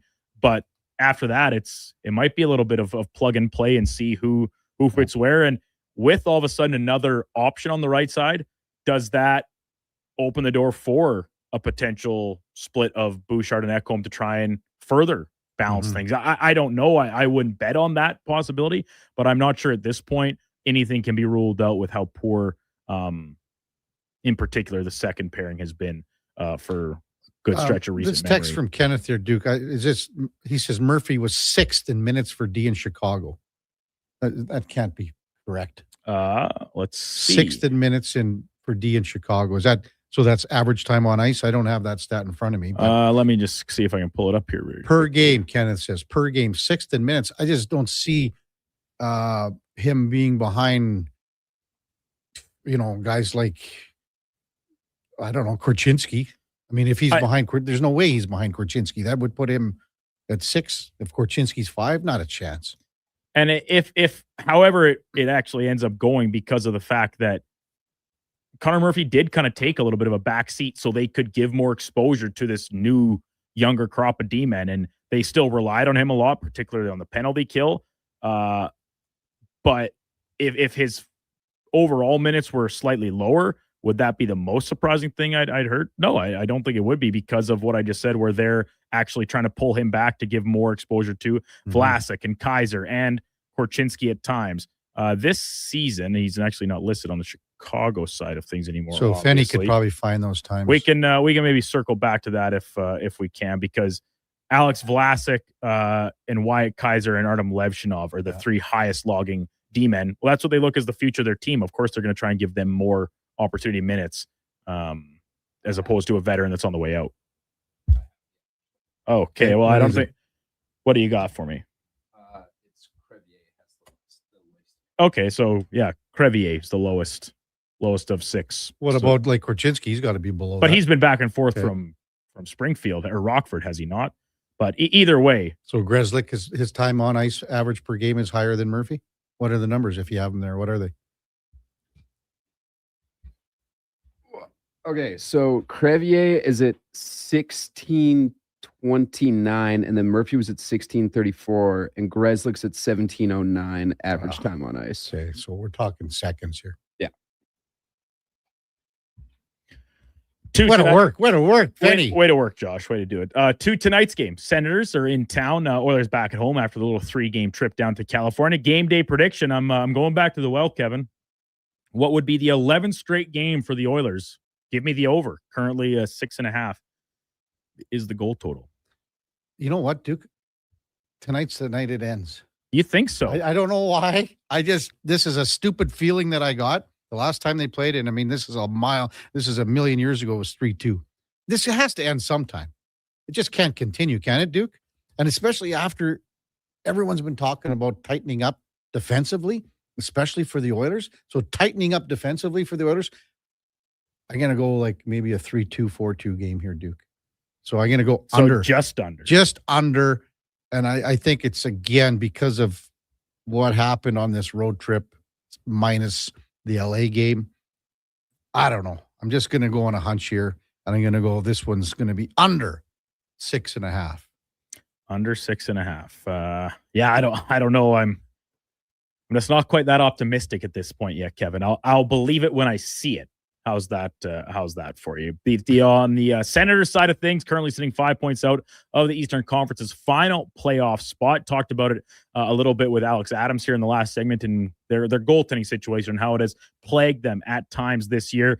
I'm going to peg it as Ottawa ranking behind only Montreal in likelihood of acquiring a new starting caliber goaltender before Friday's deadline. Ooh. It's funny, again, their goals against is right in the middle of the pack here, Duke, when it comes to, the overall in the NHL. I think they're tied with what they got here too as well. I don't know. I mean, if you look at where Ullmark is, and he's got 3 more years at 8.25, Duke. So what are you going to do with that? I mean, what are you going to do? Like, who else are you going to bring in with that kind of who's going to be making bigger money or similar money? Or if it's someone like you say, Wallstead, who is lower, but you know that his next contract's going to be 5, 6, 7 million, whatever it is. I just don't know I think they're just going to, they're like the Oilers right now. They're going to dance with the one, with the one you brought. So, yeah. And I guess that maybe the follow-up to it would be what percentage or how do I qualify them if they are in second place? Because I do think Montreal is firmly in the hunt to improve their goaltending here at the deadline and make themselves a more bona fide playoff contender and try and do damage in the playoffs, because that's another thing that's kind of haunted them a little bit this year, inconsistencies in the net. Maybe Ottawa doesn't view it as much of a priority, especially if they're, they lose a couple games here to start this trip out west, and all of a sudden they're looking as like, do we want to try and utilize resources, or do we revisit it to come the offseason? Maybe that's the more likely course of action for that team in particular. Changing gears over to the Diamond World Baseball Classic, officially getting underway tomorrow with the first pool play game over in Japan. Today and tomorrow, the Team Canada, will take on the Blue Jays and Phillies in some exhibition contests before they head to their group play, which is in Puerto Rico, who is in their group, of course, along with the likes of Colombia, Cuba, and Panama. A success for Team Canada at this event. I maybe I'm just being a little too setting the bar too low, but I think just getting out of the group stage would make the event a success. I'm going to be in with this one, Duke, because all those countries that you just mentioned, they got good teams. It's pegged as the most open group, which means Canada could finish first, but it also, I think, indicates that they could probably finish fourth or fifth, and you have to finish top two to advance into the elimination stage. We talked about it yesterday again with Thomas Hall, and just the roster. It's what Canada has. I mean, there's nothing that they can do about it. They're just light on pitching here, and you think about just look at the American team. You're going to have a guy like Tarek Skubal that's going to throw 5-6 innings and then leave. Yeah, that's it. That's it. And it's going to be against Britain. Yeah. When you look at some of the guys that weren't on the roster, like they're going to miss a guy like Brash for sure coming out of the bullpen. As I said, I like their infield. I mean, Edward Julian's a decent player that was up and down with Minnesota. Josh Naylor's really good. Tyler Black can be a decent player. And Abraham Toro's serviceable for sure. I like their outfield as well, but it's just their pitching. And again, they bring James Paxton, the big maple out of, retirement, if you want to call it.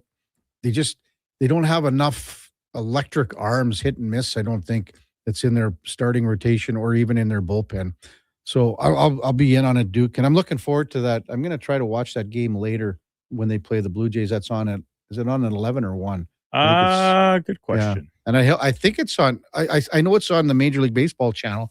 I'm assuming it's on Sportsnet as well. So I am seeing that game on at 11:07 Mountain Time today. Perfect. Kevin Gosman on the bump. And Sportsnet. Yeah, carrying perfect. It. Finally, today is Unique Names Day. Now, the three of us in the studio don't have a lot of relatability, as all three of us have pretty run-of-the-mill common names. I think giving your child a unique name is cool, right? Now, people go overboard with it sometimes, sure, but that's your right. However, giving your child a unique spelling of a common name is not cool. I think it's borders on the pretentious. So give us an example here, Duke, because I've always looked at this too, and especially when you go up and say you're whatever you're at, it could be any event, and someone asks your kid or whoever, what's your name? And then you say what it is, and they go, okay, how do you spell that? Right. So what would be an example, a prime example? Here's one, this is just coming to mind because of Declan here. Now, Declan is an Irish name, and a lot of Declans are spelled Dehg. In fact, if you're really Irish, right, it's like a lot of the Irish names are like that. And so things like that would be where my mind goes here. If it's names like that have an A sound in it, like Taylor or Caitlin, and take any number of examples, but instead of just using the regular, they put in EIs, GHs, and things, just like being different for the sake of being different, which to me just makes that kid's life tougher the whole way up. People are going to be spelling their names wrong from now until the end of time. And you'll never be able to find those keychains with your name on them, Kevin, because they're not spelled the same. I don't know. It's just one of those things like this, just for example. And this is a person who's a friend of mine. Yeah. Her name is Taylor, but her name is spelled TEIGHLEROR. I don't even know what the last one. Why? Why is that necessary? That's silly to me. Just spell it Taylor. Now, a name like Caitlin, there are about, I think, 10 different appropriate ways to spell it, and then there's a couple inappropriate ways to spell it. K-A-I-T, lots of them. Yeah, it start with a K, start with a C, take your pick. A-I-T, A-T-E-L-Y-N, L-I-N.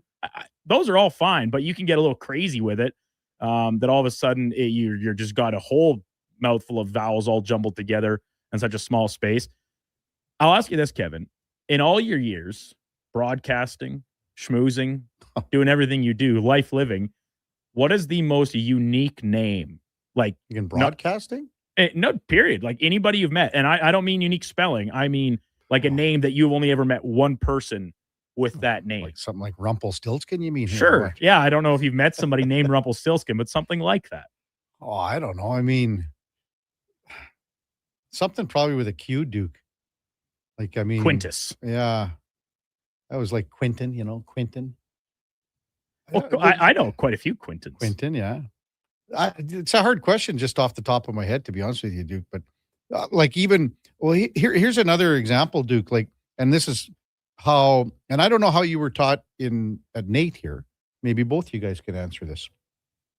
So how it changed in broadcasting when reporters, and this would be in the last 5 years, 7 years, that I saw reporters at Global. So when they would go to an interview subject, they would say, can you say your name, please, and spell it? Yeah, like okay. Before you're rolling, but you're not. So you're rolling on, and I'm talking for video and not audio. So to me, that was always the lazy way to go about it. And it was the lazy way to set up your interview subject. Because you should have a little pad, and that you get to kind of get to know the person a little bit more than just say, what's your name, and spell it on tape. Sure. So it's from the, like I said, education wise at Nate, that is taught as best practice. Now, if you want to get a little more personal, and you have time to do it or whatever the case before you sit down, and this is audio or video format, then sure, go ahead. But for the sake of that way, you have it recorded of them saying their own name, how they want it said, and then spelling it so you have it as a reference point to go back to when you're writing an adjoining piece to it or captioning, titling the video, the interview, whatever the case. That is what is taught as best practice. I get it, yeah, but to me, I think that's a newer thing that's taught. Like back in the day, it was never like that. Well, then that's probably why Don Cherry's saying everybody's names wrong all the time. Well, what you would do is you ask the person, right, and then you would remember how it was. Well, not everyone is quite as sharp as you, Kevin. Memory of an elephant. Look at this, Duke. Your buddy Attica. Not even a name, just a town name. What about Delburne? There shouldn't be an E at the end of that dump. Okay. BC Oilers says Kevin Adams with a Y. Kevin Adams, like, yeah, that's like you see that a lot. It's not uncommon, so I don't know how unique that would classify, but how about this one from Scott? I saw an Amy that spelled A-Y-M-I-E. Why? That's so unnecessary. Just spell it Amy. Man, I don't know. Sean says, or Cat Dad says Sean, but it's spelled X-I-E-N-N-E. Which, but it makes sense, right? If an X makes that kind of shush sound at the start of a word or something, I suppose it does come out pronunciation-wise as Sean. But what's the point of spelling it that way besides just being different for the sake of so? Triple C says, my daughter's name is Cena. Sounds like John Chena. This is actually a good one. Chad says, boys, they dated a Kayla spelled Keighala. Before I met my wife, she was crazy as the spelling. Top guy, this is another one. The Jeff and the Joffs, right? Geoffs. Geoff. Because you get that asked all the time. Yeah. Yeah. I'll tell you what, Duke, when I was down in Mexico too, there was a guy that would hand make your bracelet name. So like whatever your name was, he would just do it while he was on the beach for you. How interesting. Yeah. Keenan says I played hockey with a kid named Honeyball. Yeah, whatever. Whatever. Good stuff, Duke. I got to think of that craziest name for me here because it's stew on it. Come back. Coming up in the 10 o'clock hour, and again, Landon Ferro not able to make it, Duke, today. Okay, we'll have Connor Halley coming up at 10:20. Before that, time now for a Sports 1440 update brought to you by Fusion Promo Marketing. Expand your brand, high-quality promotional products for businesses, sports teams, and corporate events. Get noticed at fusionpromomarketing.ca. That's Fusion with a Z. Here is the Duke. The Sports 1440 update.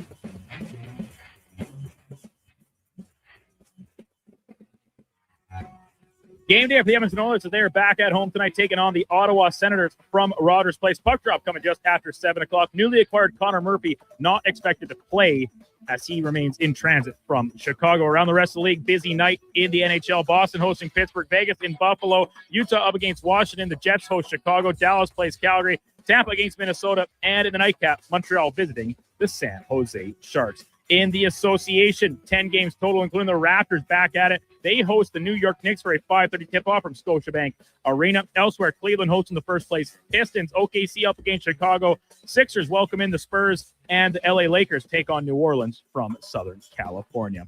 And MLB spring training continuing with the Toronto Blue Jays taking an exhibition game against Team Canada ahead of their upcoming schedule at the World Baseball Classic. Coming up in hour 4 of the Kevin Karius Show, we'll be joined by Connor Halley from Fantasy Frenzy and the Jason Gregor Show. I'm Brandon Douglas at your Sports 1440 update. Sports 1440, Stingray Radio Station. CKJR broadcasts from West Edmonton Mall and Wetaskiwin. Download the free Stingray music app and listen wherever you go. Welcome to Silent Ice Center, the region's newest hockey and event center in Nisku.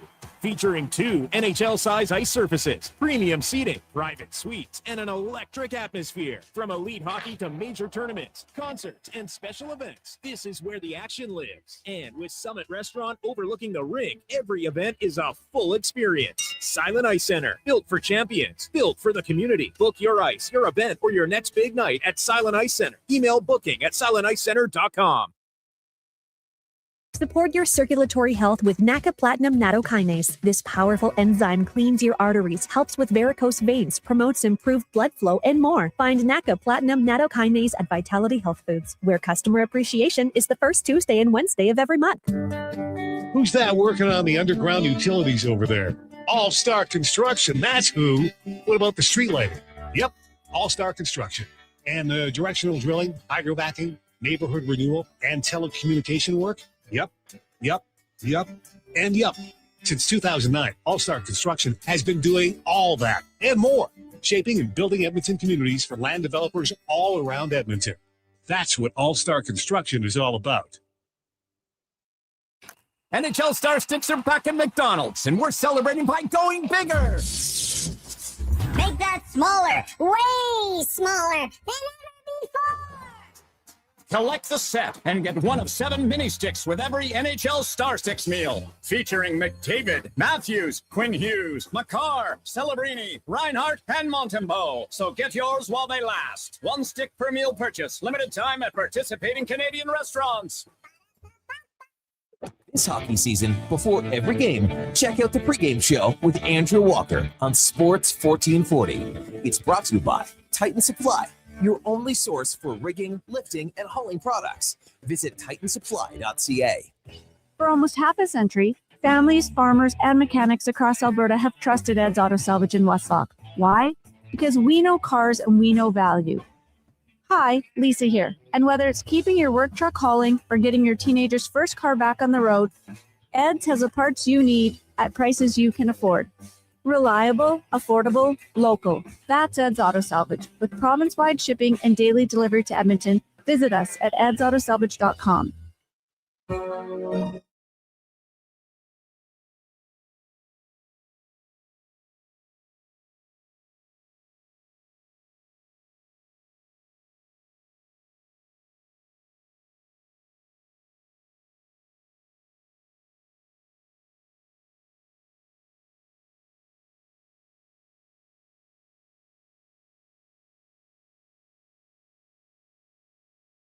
just in time for the morning skate.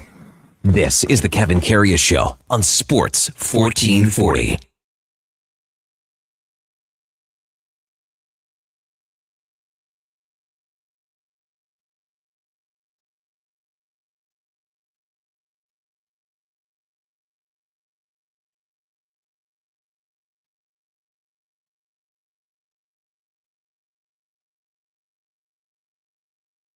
Welcome back to the big program, 10:09 in Edmonton. Kevin Karius, Duke of Delburne, Josh Fenwick with you here on Sports 1440 AM radio. The show is sponsored by Sports Select. And again, if you prefer the paper selection slips, hey, we got you covered. No problem. All you got to do is make your picks, during when you come into the Lotto Spot retailer, and they just put them in and they spit them out. It's pretty easy. It's 100% legal. You got to be 18 plus. Please play responsibly. Yes, the paper selection slips. Some people still use them. Some use the QR code. Either way, you're in good shape. Hey, Duke, with these the confusing names, I saw one, and you brought up Caitlin. I've seen a few that are so K, then technically VIII or whatever you want to call it, would be 111, I guess it is. Roman numeral 8. So it's Kate and then Lynn. Now so it's technically KV111LYN. Yeah. Who thinks that's a good idea? I don't know. I'll tell you who. An idiot. With all due respect. The other one too, and I knew a woman back in Saskatoon. She was at the Irish pub, and her name was Neve. And again, the Irish and Celtic names are way different. And Neve is spelled NIAMH. And you get Neve out of it. Then there's a few other ones, like, Seamus is another one that people look at it and go, Seamus. Now, right? When we're bringing in foreign spellings, like you talk about some of these Irish ones, Seamus, who's that actor? Sorsha. And there's that's a whole different ballgame. We're talking about a different language, essentially. Yeah. That's spelled SAOIRSE. Yeah. Saoirse.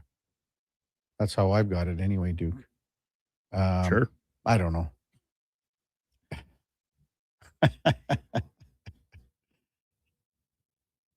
Just be glad that you guys are like Josh and Duke, Well, so I mean, like my name is about as common as it gets. So Yeah. I would say Josh Brandon. is pretty much in the same Brandon boat. is. We got Connor. Yeah. Jason. But sometimes Jason's with a Y. Yeah, Jason Stark. Jason Stark, Jason Greger, right? There's a Y in there. Yeah. How about, and then Alan Mitchell? There's 2 L's in Alan Mitchell. Sometimes there's just one There's L. one L, single L Allen. Maybe Ollie has the best name. Maybe I'll go with that. My brother's name is Zlatko. Cool name. It's Croatian. See, that's awesome. Yeah. My grandmother's maiden name on my dad's side, her maiden name was Spitznagel. Okay. Triple C goes, how about Mark Levers from first round with a C? No. M-A-R-C? Yes, no K.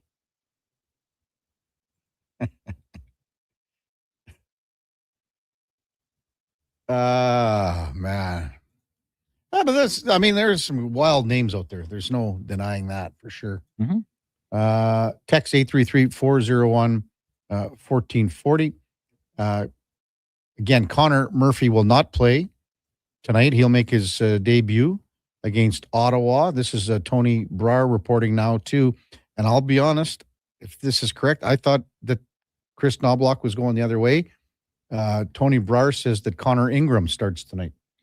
And so you thought he'd be going back to Jari? I thought he'd be going back to Jari. I mean, Connor Ingram did nothing to impress me in San Jose. Did he impress you? Kevin, the first goal was scored when he was standing 30 feet from the net. What do you mean? Okay. Stand on your head the rest of the game if you want. Yes. That puts you in a hole right off the hop. And I'm not a guy that says just because you let a bad goal in a game, that means that the whole rest of the 60 minutes is thrown in the trash. I don't believe in that one bit. Yeah. But yeah, he absolutely did nothing to help the poor defensive play in front of him. And sometimes that's just the case. But when you start off the game by going for your stick in the corner when the other team is still in possession on, at best, center ice. Your head's, you're outfoxing yourself or something. I don't know. So I'm not shocked that he goes back to Ingram, just because if you're talking about the body of work, I still think his is better than Jari's in the most recent sample set. And not by much. Not by much. NFL news, and we'll discuss some of this with the con man, Connor Halley, when he enters the fray. Breece Hall's going to be tagged with the New York Jets. Looks like about $14.3 million. So the two sides they'll try to hammer out a long-term deal. So it'll probably be one of those franchise tags where, they'll still work on trying to get a deal done.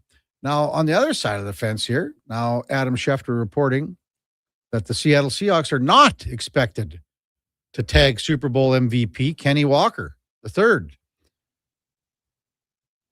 So he's poised to become an unrestricted free agent. And this is something we talked about here for, the last couple of weeks for sure. There are three other, Duke, if you get this trivia question, three other Super Bowl MVPs that will begin the following season with a different team. Do you think you could get one? Can you at least give me not exact years, No. but are any of them recent? Or from, call it my lifetime? Yeah. Okay. Yeah, your lifetime for sure. One I thought maybe you could get. Oh, geez. I think he was an old, and he would have been. Asked me to run back and name off Conn Smythe trophies. I think I do a good job. Super Bowl MVPs, I'd have a harder time because it just seems like it's almost always the quarterback. I'll find the years for these guys too. Okay. Man, I don't think so. Just on the spot, I don't. I'd have to think about it, and maybe even still then, I'm not sure I could. Okay, we're going back. I'm trying it's almost always a quarterback. They're never changing teams after you win a Super Bowl. No, Josh has a guess, or did you look it up? Josh, do you have a guess? When did Peyton Manning leave for the Broncos? Would the Colts have won, and then he went to the Broncos next year? No, because he was the Colts were terrible going back again. Away, right? Like his last year, and I don't think he played that much because he was hurt. That was before they picked Luck first overall. Right. Well, this is just a post from Adam Schefter that I'm looking at. Then I punched up the Super Bowl MVP list, and kind of hard to do things on the fly. Maybe we'll take a break here. Yeah, let's bring it back to trivia Sure. question for Connor. Why don't we do that? See if he can figure it out. Yeah, so Schefter's post is with Kenneth Walker not expected to be tagged. There's a chance he could become just the fourth player to win Super Bowl MVP and begin the following season with a different team. I'm just trying to find the last one, and I thought it was... Man, I can't. This is a ways back. Anyway, we'll have to figure this out. Let's take a break. We'll get the con man, Connor Halley. This isn't jiving with what I'm seeing on the list that I got brought up here. We'll bring the con man, Connor Halley, with us right after the break on the Kevin Karius Show with the Duke of Delburne. Josh Fenwick on Sports 1440 AM Radio. We're streaming on YouTube, X, Facebook, Instagram, and Twitch. Getting in on the sports action you want is as easy as playing at sportselect.com. Simply make your picks online, generate your QR code, and lock in your bet at your local Lotto Spot retailer. Then sit back, watch the game, grip your chair, and high-five anyone nearby. Every bet is 100% legal with the chance of winning cash in hand. Sports Select. When you're ready to play, bet on the original. Must be 18 plus to play. Play responsibly. Mr. Rooter kinda speaks French. Je m'appelle Monsieur Rooter. Je suis plombier. Très bien, Mr. Rooter. Your name is Mr. Rooter, and you are in fact a plombier. A plumber. You are an excellent student. Au contraire, mon frère. Je suis un excellent étudiant. Also, I'm not here for a French lesson. I'm here because someone clogged up the toilets. Oui, right this way. For a plumber who speaks your language, call Mr. Rooter. Hi, Mike here from Northgate Chevrolet Buick GMC. Free trips, free iPads, a barbecue, a wood stove, the #1 dealer in the world. What? Who cares? How about no pressure, a great deal, finance rates as low as 0%, trade values you can be happy with, and an indoor showroom. And we're pretty good people. Stop in and see us today. 13215 97th Street, or visit us online at northgategm.com. You see it? Fusion Promo Marketing can make it. Fusion makes high-quality, memorable promotional products for businesses, sports teams, and corporate events. From vision to reality, get noticed and remembered. Fusion with a Z. Promomarketing.ca. Struggling to find skilled workers? What if you could fill your talent pipeline with motivated, pre-vetted youth and receive funding to support your efforts? At Careers the Next Generation, we connect Alberta employers with interns in skilled trades, IT, agriculture, forestry, and more. All WCB covered, high school accredited, safety trained, and ready to contribute from day one. With 83% of RAP students continuing their apprenticeships after high school, investing in youth today means securing your workforce for tomorrow. Don't wait. Visit careersnextgen.ca to get started. If you've got a smart speaker, get it to play Sports 1440. And it doesn't matter when you listen as we roll out the Sports Talk 24 hours a day, 7 days a week. Edmonton's home for sports radio is Sports 1440. Does your bank do local? We do. When you bank with Vision Credit Union, you're banking with a rural Albertan cooperative that cares about the community where you live. There's no question. We actively support our rural communities at the local level through charitable donations, volunteerism, local team and event sponsorships, and by returning millions in profit shares to our members every year. Does your bank do that? We do local. Bank with Vision Credit Union. VisionCU.ca.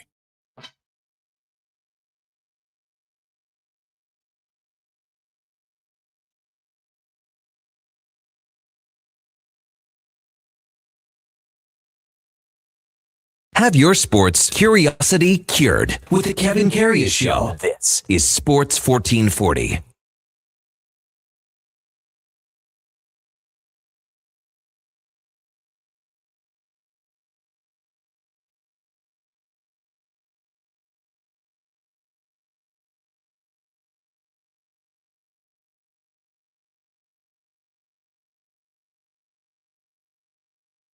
Back to the big program, 1021 in Edmonton. It's a Kevin Karius Show presented by Sports Select with the Duke of Delburne and Josh Fenwick on Sports 1440 AM radio. We're streaming on YouTube, X, Facebook, Instagram, and Twitch. And time to welcome in the con man, Connor Halley, Fantasy Frenzy, Jason Gregor Show. Right before you got on, we were talking about Kenneth Walker not being franchise tagged. Yeah. Breece Hall is franchise tagged today. Poor guy. But Adam Schefter threw this question out. Well, not a question. He said that with Kenneth Walker not expected to be tagged, there's a chance that he could become the fourth player to win Super Bowl MVP and begin the following season with a different team, the three other players. Well, and the Duke said, well, I asked the Duke, and he said, well, are these players in my lifetime? I said, yeah, you know what? They are, Duke. I think they're by maybe a year or two when you were born. What are you born, 95? Yeah. So there was three other guys, 96, 97, and 03 that won Super Bowl MVPs and then ended up playing with another team the following season. Any sniff on one of them? There's one guy I thought you might be able to figure out. He was played in Michigan. That's the only guy that I would have got. Played in Michigan? Played at Michigan. His college ball was a return guy. And that was... It would once you say the name, and it's Desmond Howard. So he was a Super Bowl MVP with Green Bay in 97. That's the only guy. Larry Brown's the other. Give me the team for the last one. Okay, the team for the last one is 2003, and it's Tampa Bay.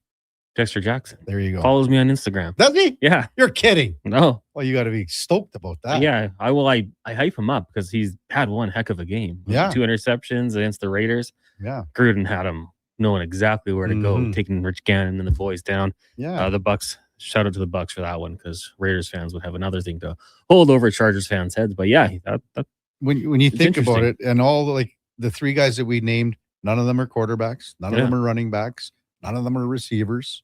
So you got Dexter Jackson as a safety, you got Desmond Howard as a return guy, and then Larry Brown was a cornerback for Dallas. Almost feels impossible that a non-quarterback or running back, I guess, would win an MVP. A specialist or defensive player is wild. I should have known that Larry Brown one because I was just watching that on the Dallas Cowboys, America's team. Yeah. Because they were all saying that Larry Brown was the slowest corner we have. Yeah. And how the hell that he was he had 2 big interceptions in the game. Should have known that one. I don't remember that one. Yeah, I just do because there was, that was where they were still, they had won before, and there was a chance that they looked like they weren't going to get back to where they were. Yeah. And there was like, that's Barry Switzer. Okay. Right. Yeah. Because everyone, they're talking about everything in the documentary with Jimmy Johnson and Switzer took and then over. they switch over to Switzer and it's Larry Brown. And they were all like, everyone, Larry Brown was the slowest guy we ever had on there. Especially when you look at that roster with all the players they had, for him to step up in that game. Pretty awesome. And I asked you this a couple weeks ago because this was started to come out with Kenneth Walker the third 2-3 weeks ago. Obviously. Like, I mean, with Charbonnet, pardon me, he got hurt last year. I don't know. Like, I mean, what are we looking at? I mean, and I said, well, here comes George Holani. Well, I mean, I'm not going to second guess John Schneider because we've talked about it. He built two Super Bowl rosters, different head coaches, different quarterbacks. I mean, this guy knows football, and he doesn't let emotion get in the way of it, right? Like, was willing to move on from Russell Wilson, Pete Carroll, see ya. Like, he's going to put together a good football team. So, I mean, Kenneth Walker was fantastic, right? He's rushed for just over 1,000 yards this year. Yeah. He showed what he can do without Charbonnet, but the running back position, I mean, you don't have to overpay. We've seen that year after year in the Super Bowl. I mean, when the Chiefs were winning Super Bowls, they were doing it with, Isaiah Pacheco or, even other guys. Like, you don't necessarily need that Christian McCaffrey or Derrick Henry. You can do it with committee and cheaper guys. So you can too, but I guess would Walker's franchise tag be the similar amount of what Breece Hall's is here? Be the exact same, yeah.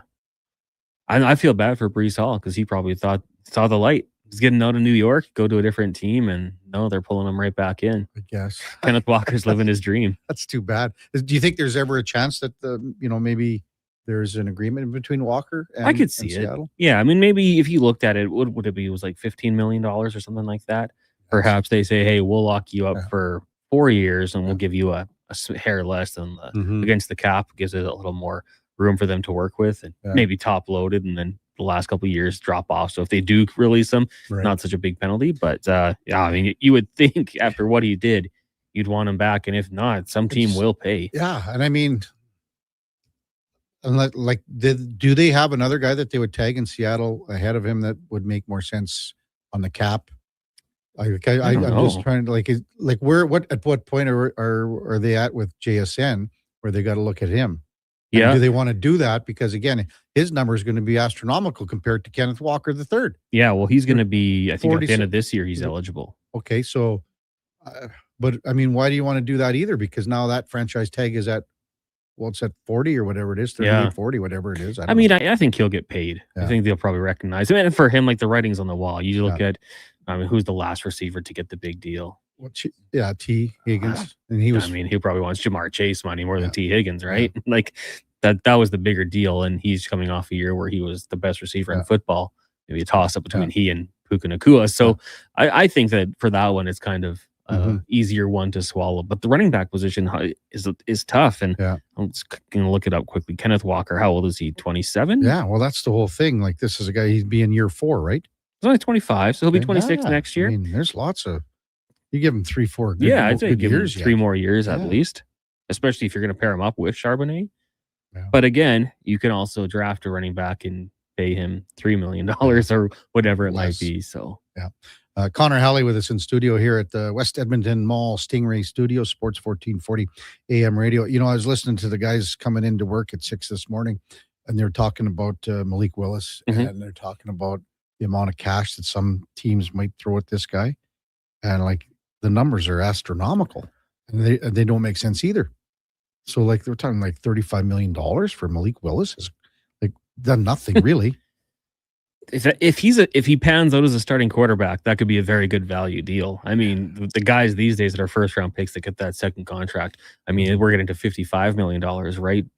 Dak's $60 million per year. So I'm not sure about Malik Willis. I mean, I think that's a really good offense with the Green Bay Packers. Tons of talent, like 2 good running backs. You got 4 or 5 good receivers, 2 tight ends, a really good system. You drop him on, insert team here that's desperate enough to give him a big payday like that. They're probably not going to have the same supporting cast I like him. I mean, I remember a couple of years ago, I kind of thought he'd be a late first-round pick, and he just slid and slid and slid.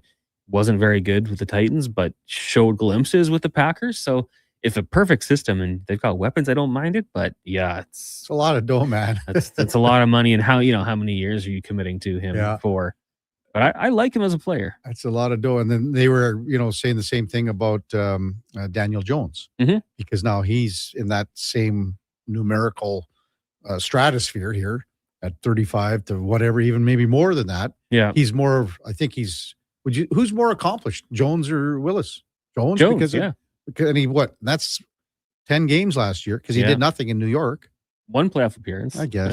Duke brought that up to me earlier last week. So he did get the one playoff appearance and a win over the Vikings. The only thing I think about with Daniel Jones is when we had that clear-cut run for the end zone. He just fell at the 15-yard line. The turf monster just gobbled him up. Yeah. Say goodbye, Jerry. He was done. Yeah. Could have been a defining moment and ended up still being a defining moment for him. Yeah. But I remember they went and beat the Minnesota Vikings, and that Vikings team to me was all smoke and mirrors. It was just the wins they got were crazy. But I don't know. I'm not too sure what to think about the Colts going forward. Can they duplicate the success they had to start the year? The wheels fell off, but went kind of hand in hand with Daniel Jones and the injuries. But, the Texans start to find their game. The Jags are going to be competitive, I would think, year 2 under Liam Cohen. So I don't think there's any guarantees in that division, but their best bet for sure for the Colts is to pay Daniel Jones for the time being. I couldn't believe how well the players weren't on this morning show at 6 when I was listening. Brady Quinn never says it because he's a former player, and the word tank and players, they don't go hand in hand too well because you're still playing every week. You're playing hard. I can't remember the guy that was on. He's the guy from CBS. I forget his name now, but he was talking about tanking this year because he felt that Mendoza isn't even a top 5 quarterback if he were in next year's draft. Really? He felt that the next year in 2027, the draft capital and the draft class of quarterbacks for 2027 is he felt Mendoza's probably not even top 5. Which is scary. Yeah. Well, and I mean, I've heard people say when you watch Mendoza, they get Kirk Cousins. Fine quarterback, was very good with the Minnesota Vikings, but is that the guy you expect when you go first overall? You kind of want a Joe Burrow type player. So that is interesting. I don't know if I'd pass on him if I'm the Vegas Raiders, though. It kind of seems like they're all in on him. Well, they are. And he just stepped up when they mattered, made big plays that he had to make. No character concern. Seems like a great guy. I hate that I'm going to have to dislike him when he puts on the black and silver. But yeah, I mean, I don't know. It would be something. And we've seen that in years past. I remember when the Giants took Daniel Jones. What if they had decided to go offensive or defensive line, waited another year? You could have been in the mix for Burrow, Herbert, and Tua. Right. Instead, they took Daniel Jones and then went offensive line the next time around. So it's an interesting thing if you pass and then all of a sudden Mendoza becomes a stud. Ooh, you're not looking very good. Well, and that's why, to me, sometimes as a team, and I'm using a different sport, when the Oilers had the Nail Yakupov draft, maybe at that point, and they already had some great picks before, maybe at that point you go, okay, we could probably pull back and get a little more draft capital, and someone wants the big splash, right? Yeah. To have that number 1 pick. So sometimes you might have to just maybe reassess where you're at as an organization and say, someone else, you can make the mistake. Did you like the Yakupov move at the time? Oh, God, no. But the thing is, Ryan Murray was 2. Yeah. So he was the defenseman out of Regina. Sorry, Everett? Sorry, Duke. Well, he's from Regina, though. Yeah. I remember the talk of it was the Lamborghini versus the minivan. To me, I was just there wasn't enough there for me, at that point. And so I remember saying, if I had any skin in the game here, I would have pulled back and said, someone else can have 1, or even if I wouldn't even have gone to 2, I wouldn't have flip-flopped. I probably would have dropped out of the top 4 or 5. Yeah. And then maybe you're picking up a second or 2 seconds or even a player. For sure. Anything. Yakupov was the reason I started to say, I wish certain candidates could go to the AHL at a younger age, just one per team. I know that's in talks to happen now, right? But I wouldn't think it for everybody, but I thought you send him back to the OHL. I don't think that was good. NHL was too high. The AHL, maybe he can learn the pro game. Didn't listen. Yeah. That's the problem, right? Like even wherever you are, you got to listen to be to improve your skill set in the sense of outside of the skill set that you bring, which was obviously talented player. Yeah. But there's so many other things that are going on here, man. Oh yeah. Former teammate of Connor Murphy. Sarnia Sting. Oh. Back in the day, I think. Yeah, they would have played at least a year together. Yeah. I have to check on that, but I mean, they were together in Sarnia when Connor Murphy was drafted. I remember Connor Murphy used to be in all the video games and like my did he create a team or whatever. We'll talk to David Schlemko tomorrow. They played together in Arizona. Okay, so there you go. And then I said, how about another little thing with our co-host in the morning? Connor Murphy was number 5 in Chicago. Maybe he's number 5 here. Vladislav Schmid was number 5. So good one. There's the connections are there. Joining a couple Connors already. Oh, how many? Yeah, I saw your thing last night. Last night I was just like, you put the Connor thing on. Where'd you get that from? Oh, that's just my Photoshop skills. Oh, I used AI, of course. Yeah. Oh yeah, man. Oh man. So they could bring up Plattenberg and Unger. Just go for it. The more Connors, that'd be 5. Yeah. Bring back Connor Brown. Why not? Just load up with them. Actually, we had a text earlier in the morning. I forgot to get to it. They need to reacquire Connor Brown and then have Connor Murphy and Connor Brown on the PK, and then it would be Murphy Brown, like the old TV show. The old TV show. Yeah, see, you got your Saskatoon Berries hat on, man. Is your digestive system? Shout out the Duke. Yeah? Yeah. Duke gave you that one when he was there? No. What? I had a buddy of mine that I went to Nate with. He was working out in Stu, and he was working for the Berries and Blades and Rush, kind of all. He was one of their kind of behind the scenes guys. And so when he came back to the city, I asked if he could hook us up. I have one, never worn. It's like more of a collector's item for me. Well, I got so many buddies in Saskatoon that go to the games and things like great that. logo. Oh, a great name, because Saskatoon Berries. I mean, obviously. Hey, I got to tell you, now entering the fray in the Edmonton Rotisserie Baseball League. This would be the longest fantasy baseball league going in Edmonton. I would bet anything on that. Like Alan Mitchell was in it. So low tide. This is the tree league. This is the tree league when he chopped the tree down. Yeah. So Tim Ellis from Camrose Radio, he was in the league for 30 to 35 years. Not sure exact number. He left this year because he's retiring. Oh. So there was a spot open, and very pleased to announce that one Donovan Paulson is coming into the Edmonton Rotisserie League. Really? So I sent him his team and all the players he's got. Well, these guys aren't very good, he says. I go, Donnie, you got some pretty good pitchers. He's got some guys that are going to be pretty good in the pitching end of things. He's got some decent players too. What's the buy-in for this league? I think just 200. Huh? Not bad. Not Donnie's got that. I mean, no, yeah. What are you laughing at? Call that a Tuesday. He's got that kind of cash, no? Well, if you ask the king of Fort Nasty, he would say yes, because he calls him Donnie the exec, the ruthless executive that saves cost at every corner to all about the bottom line. But if you ask Donnie P, the fill-in producer, I don't know. Yeah. So our draft is on the 28th of March. It's a Saturday. It'll be like, I think it's at 11 in the morning. We go have brunch and have a little. Get in a room here at a restaurant in the south side of town. Who's that big name? Yeah, well, I mean, Alan Mitchell was in it. We've got a couple guys one guy's from Kelowna, one guy's from Saskatoon. They fly in, or they just drive. One guy's from Calgary, and then we've had a couple guys pass away here, to be honest with you. And we've ended up filling. When you're the longest running rotisserie baseball league, people are going to pass away. You know what? I'll tell you what. I'm going to just find out when the very first trophy was presented. And it was in 1990. Oh, wow. So we're talking 36 older than years. These two. Yeah. 36 years. Have you been in it the whole time? No, I would have been in it since probably 2000. I'd say 99. Yeah. Ballpark.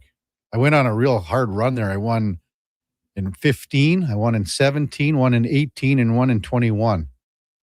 And things haven't been working out here for the last couple of years. Oh, you're going to be doing one here again, or what?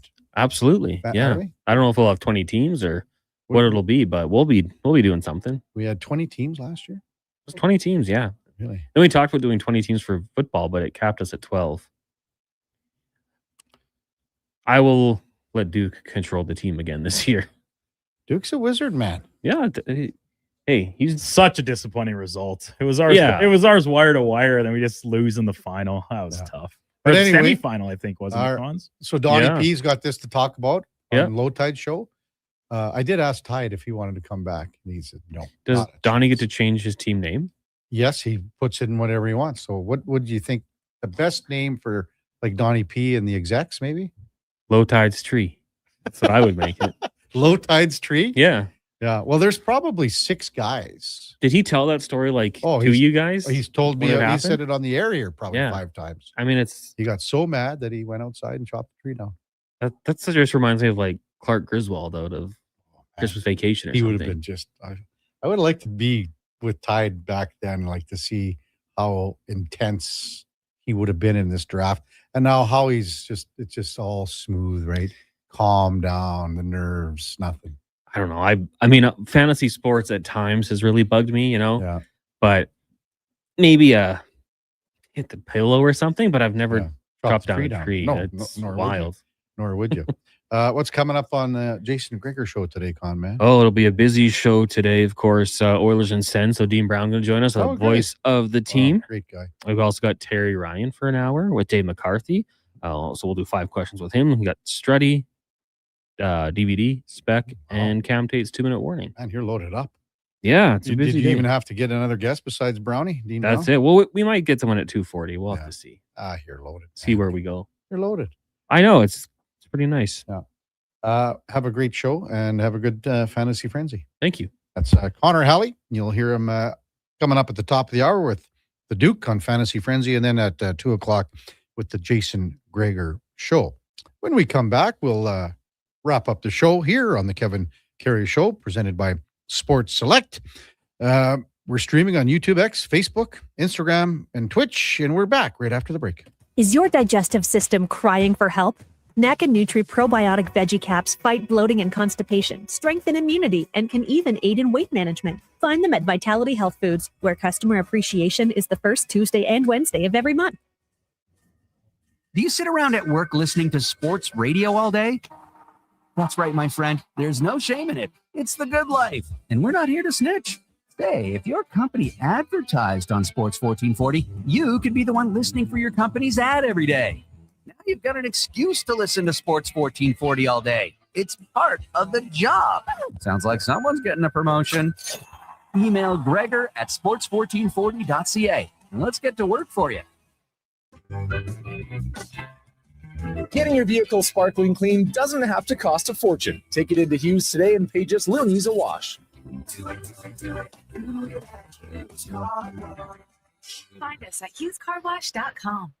The longest running basketball show in Canada airs every Saturday morning at 10 on Sports 1440. Hoop City with Paul Sir introduces a new generation of basketball talk, and it's right here on Edmonton's home for sports, Sports 1440.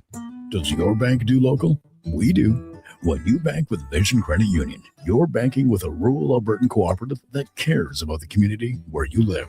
There's no question. We actively support our rural communities at the local level through charitable donations, volunteerism, local team and event sponsorships, and by returning millions in profit shares to our members every year. Does your bank do that? We do local. Bank with Vision Credit Union. VisionCU.ca. From the local rinks to homes and businesses across the province, Alberta's rural natural gas utilities are here to fuel life affordably, reliably, and safely. We're members of the Federation of Alberta Gas Co-ops, providing natural gas to keep our rural neighborhoods warm and connected every day. It's local, dependable, and it's ours. To learn more about the Federation of Alberta Gas Co-ops and our members, and how natural gas fuels your community, visit fedgas.com. Alberta's energy. Game on. Legacy Heating and Cooling is the #1 heating and cooling company for people who want heating and cooling, because you'll save a bundle by bundling. Then you can use hot, cold, hot, cold. Come on, thermostat, do what you're told. Turn up the heat, turn up the cold, till the vents start pushing out tornadoes. Bundle my furnace with some AC. Gonna get a deal from Legacy. Oh, yeah. Save a bundle when you bundle your new furnace and AC from Legacy today. Plus no payments and no interest for 1 year. That's how you build your legacy. Legacy Heating and Cooling.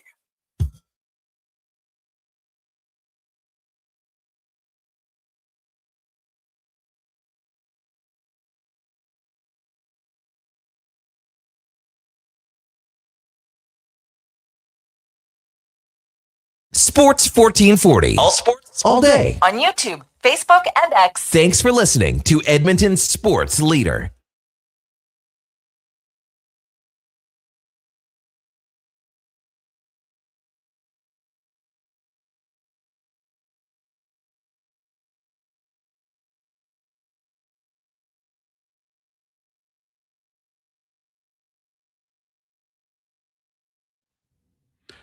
All right, welcome back to the big program. 10:44 in Edmonton. Got a few texts regarding Nail Yakupov. We're talking about the draft and how, back then, and I mean, it's 14 years already. It's 2012 when that draft happened, and Yakupov obviously went 1 and Murray went 2. And after that, I mean, Alex Galchenyuk was number 3 to Montreal. And I'll tell you what, for as well as the 2 guys played for the Edmonton Oil Kings that were first-round draft picks, Griffin Reinhart was it never worked out for Griffin Reinhart at all. And then the Oilers acquired him in 2015. And that's a tough one in 2015. The other player from the Oil Kings that year was the first-rounder was Henrik Samuelsson. And this was a big, strong right winger that had touch, could score. And a lot of people felt he could be a really, really good power forward. I mean, he was a 30-goal guy in junior, but there's another. It just did not translate for him once he turned pro. He was as big of a player that you could remember back in junior as far as size, and maybe he didn't have elite foot speed, but he still got from point A to point B. And, we were just kind of touching on the fact about, maybe the Oilers could have dropped out of that draft in the top 1 or 2 and traded down, because besides those 2 guys, to be honest with you, the entire first round was pretty damn good. I mean, there's a few picks at the bottom of the draft that didn't work out as much. But, I mean, there are still even players, at the tail end of the round that were really good, like a Tanner Pearson that played 700 games. Brady Shea, 750 games. So there were some guys in that first round that ended up having very, very good careers, very, really good NHL careers. And the best pick in the first round, if you're redrafting the 2012 draft, I think it's quite safe to say where you go. And the number 1 pick would probably be Andrei Vasilevsky, who went 19th overall. 19th overall to Tampa Bay. And you look at Vasilevsky and what he's done in the NHL with, he's going to be at 400 wins easy. He's at 359 right now. But if you're redrafting it, it's probably the guy you're taking at number 1. Text 833-401-1440. JP says, KK, what are the Oilers likely giving up to dump Mangiapane? Maybe a 4th rounder, 3rd rounder. Like to be a 4th if you're the Oilers, obviously, but it's another year. That the killer here, JP, is that Mangiapane's got that other year, 1 more year. I mean, the last thing that Stan Bowman and the Oilers want to do is retain any salary. I mean, they've got that with a buyout next year that they got to be, and I think it goes up by $300,000 next year as far as the buyout for goaltender Jack Campbell. So, I mean, retaining salary is something that they don't want. I mean, they can't afford it. Not just that they don't want it, they can't afford it. Jack Campbell goes from 2.3 as buyout this year, goes to 2.6 next year. And that's it. I think there was one other player that was a carryover as bonus coverage, but I don't see that anymore. They just got rid of James Neal's dollars. I mean, man, oh man, you can't. Those are just killers. Look, it took Billy Guerin and Minnesota Wild years to get out from Suter and Parise. That's how difficult it is.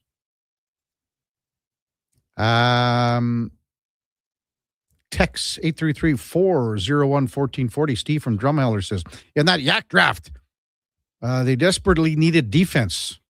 Not only did they take Yak, but I think the next 5 picks were small left wingers.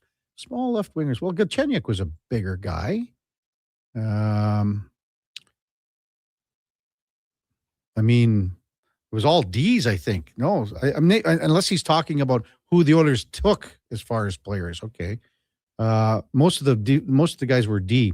The Oilers took, yes, you're right. So while Mitch Burrows was a monster, though, he was a big guy. It didn't work out for him. Jujhar Khaira was a big guy, had a decent career. So you're correct on the wingers there, JP. But the size of the players were a bit bigger. Like Moroz was a 6'3" guy. Jujhar Khaira was a 6'3" guy. Their best pick in that entire draft was probably Erik Gustafsson, the defenseman out of Sweden. So, Duke, you're sliding in over here already. Look at that, eh?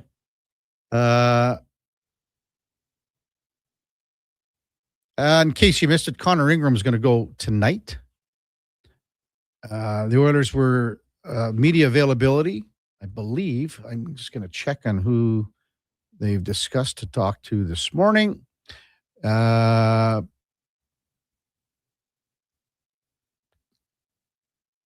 Nurse and McDavid today were asked for interviews. Mark Spector just sending out a post saying, 61 games, I'm minus 12. I got 20 points. I'm not happy with that at all. If we're going to reach the goal that we want, I've got to step up for sure. That is Darnell Nurse today.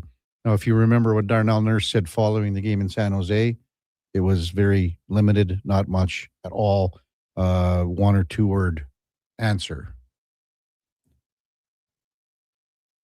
Duke, have I missed anything on the old text line as you slide in over here shortly? I don't believe so. I think you got her all. It was a busy day again. It was, yeah. How about Eddie Steele texting in? Eddie misses us. Eddie texted in and said, I miss you guys. I was going to come in today just out of the goodness of my heart. Yeah. Couple more days of, Eddie was probably back at his own grind after a week of holiday. Hope he had a great time. Looked like he did based on some of the pictures he threw up. I saw one. Looking forward to having him back. Most of the pictures, Eddie didn't have the tarp off, though, Duke. Oh, he's humble. He's not like you. No. You, I mean, Kev, you're a peacock. Eddie's more of no, I don't know, bird of paradise. You don't really see how flamboyant the plumage is until they open their wings up. No. If Eddie were a bird, I think he'd be like an ostrich. Skipping leg day or what? Coming around, strutting around. Get those big wings flapping. You say so. I won't cast such things on Eddie. Oh. Well, yeah, maybe not an ostrich, but I think Eddie had a lot of fun down in Mexico for sure. And I think if you saw his post, he just said the main thing you get out of it is creating family memories, right? And that's kind of what he said. Joe Daddy says, hey, KK, would you be willing to retain 50% of Nurse's contract for the next few years if it meant moving on from him and bringing in somebody else that was going to be cheaper? I just don't know how you do it, Joe Daddy. I mean, we've talked about the Nurse contract for a couple more years. Like, first of all, the buyout, it's not even worth the buyout because the buyout sum is not that far off for the first couple of years as what the salary is. And it's that simple. I'm going to find out the exact number on that was for the first couple of years. Buyout cost is 8 for 26-27. It's 7.7. Then it goes to 8.5, 8.5, 8.5. And then it goes on forever at a lesser number. And that's if he were to be bought out. I think what you're talking about here, the texter, is a possible trade and how that could work. But again, now you're looking, so you're going to hold back 4.6 mil? Man, tough sledding. Looking forward to the Oilers in Ottawa Senators tonight. Both teams have 29 wins. Ottawa fighting for their playoff lives. The Oilers are hanging on for dear life in the Western Conference because they are in wild card position number 2. And we got 12 games on the NHL slate tonight, and there are some good ones. Probably the best game of the night is Tampa Bay in Minnesota to take on the Wild. But every game basically has playoff implications moving forward. The Oilers will be keeping an eye on the Canadiens and Sharks, just like the Senators will as well, because they need Montreal to come back to the pack a little bit in the Eastern Conference. Well, as Duke mentioned, jam-packed show. It'll be great to get David Schlumko in tomorrow. We'll talk about Connor Murphy. Murphy will make his Oilers debut tomorrow. Friday when Carolina visits. He won't be in action tonight, but we'll bust down the game with Schlemmer tomorrow for sure. Coming up at the top of the hour, it is Fantasy Frenzy with the former Rochep T-Bird, Connor Halley and the Duke of Delburne. At 12 o'clock, it's the Lowdown with Alan Mitchell. 2 till 6, Jason Greger drives us home with the Jason Greger Show. We've got the pregame show with Andrew Walker and Landon Ferraro. Donnie P at 6 bells. Puck drop at just after 7 o'clock for the Oilers and the Senators. Post-game show to follow. We'll be back with you tomorrow morning at 7 o'clock and break this one down. Before all that, time now for a Sports 1440 update brought to you by All-Star Construction. They shape and build Edmonton communities, specializing in underground utilities like power, gas, telecommunications, and street lighting. That's All-Star Construction. Hey, everyone, thanks for listening this morning. Thanks for all the great texts. Thanks for being a part of the show. We could not do it without you. We'll see you back here tomorrow morning at 7. I hope you have a wonderful rest of your Tuesday and enjoy the Oilers game tonight. Until then, here is the Duke. This is a Sports 1440 update. Game day for the Edmonton Oilers. So they're back at home tonight, taking on the Ottawa Senators. Puck drop scheduled for just after 7 o'clock. From Rogers Place, Connor Ingram slated to get the start in goal, while newly acquired Connor Murphy will not yet make his Oilers debut. 10 of the games around the rest of the NHL, including the Bruins hosting the Penguins. Golden Knights are in Buffalo. Jets hosting the Blackhawks. Preds up against the Blue Jackets. Stars down in Calgary. Lightning play the Wild. And in one of the nightcaps, San Jose Sharks hosting the Montreal Canadiens. Busy night in the association as well, including the Toronto Raptors at home hosting the New York Knicks for a 5:30 tip-off from Scotiabank Arena. Elsewhere, the first-place Pistons are in Cleveland. The Bulls host OKC. Spurs go up against the Sixers. And the Lakers take on New Orleans from Southern California. NFL offseason news.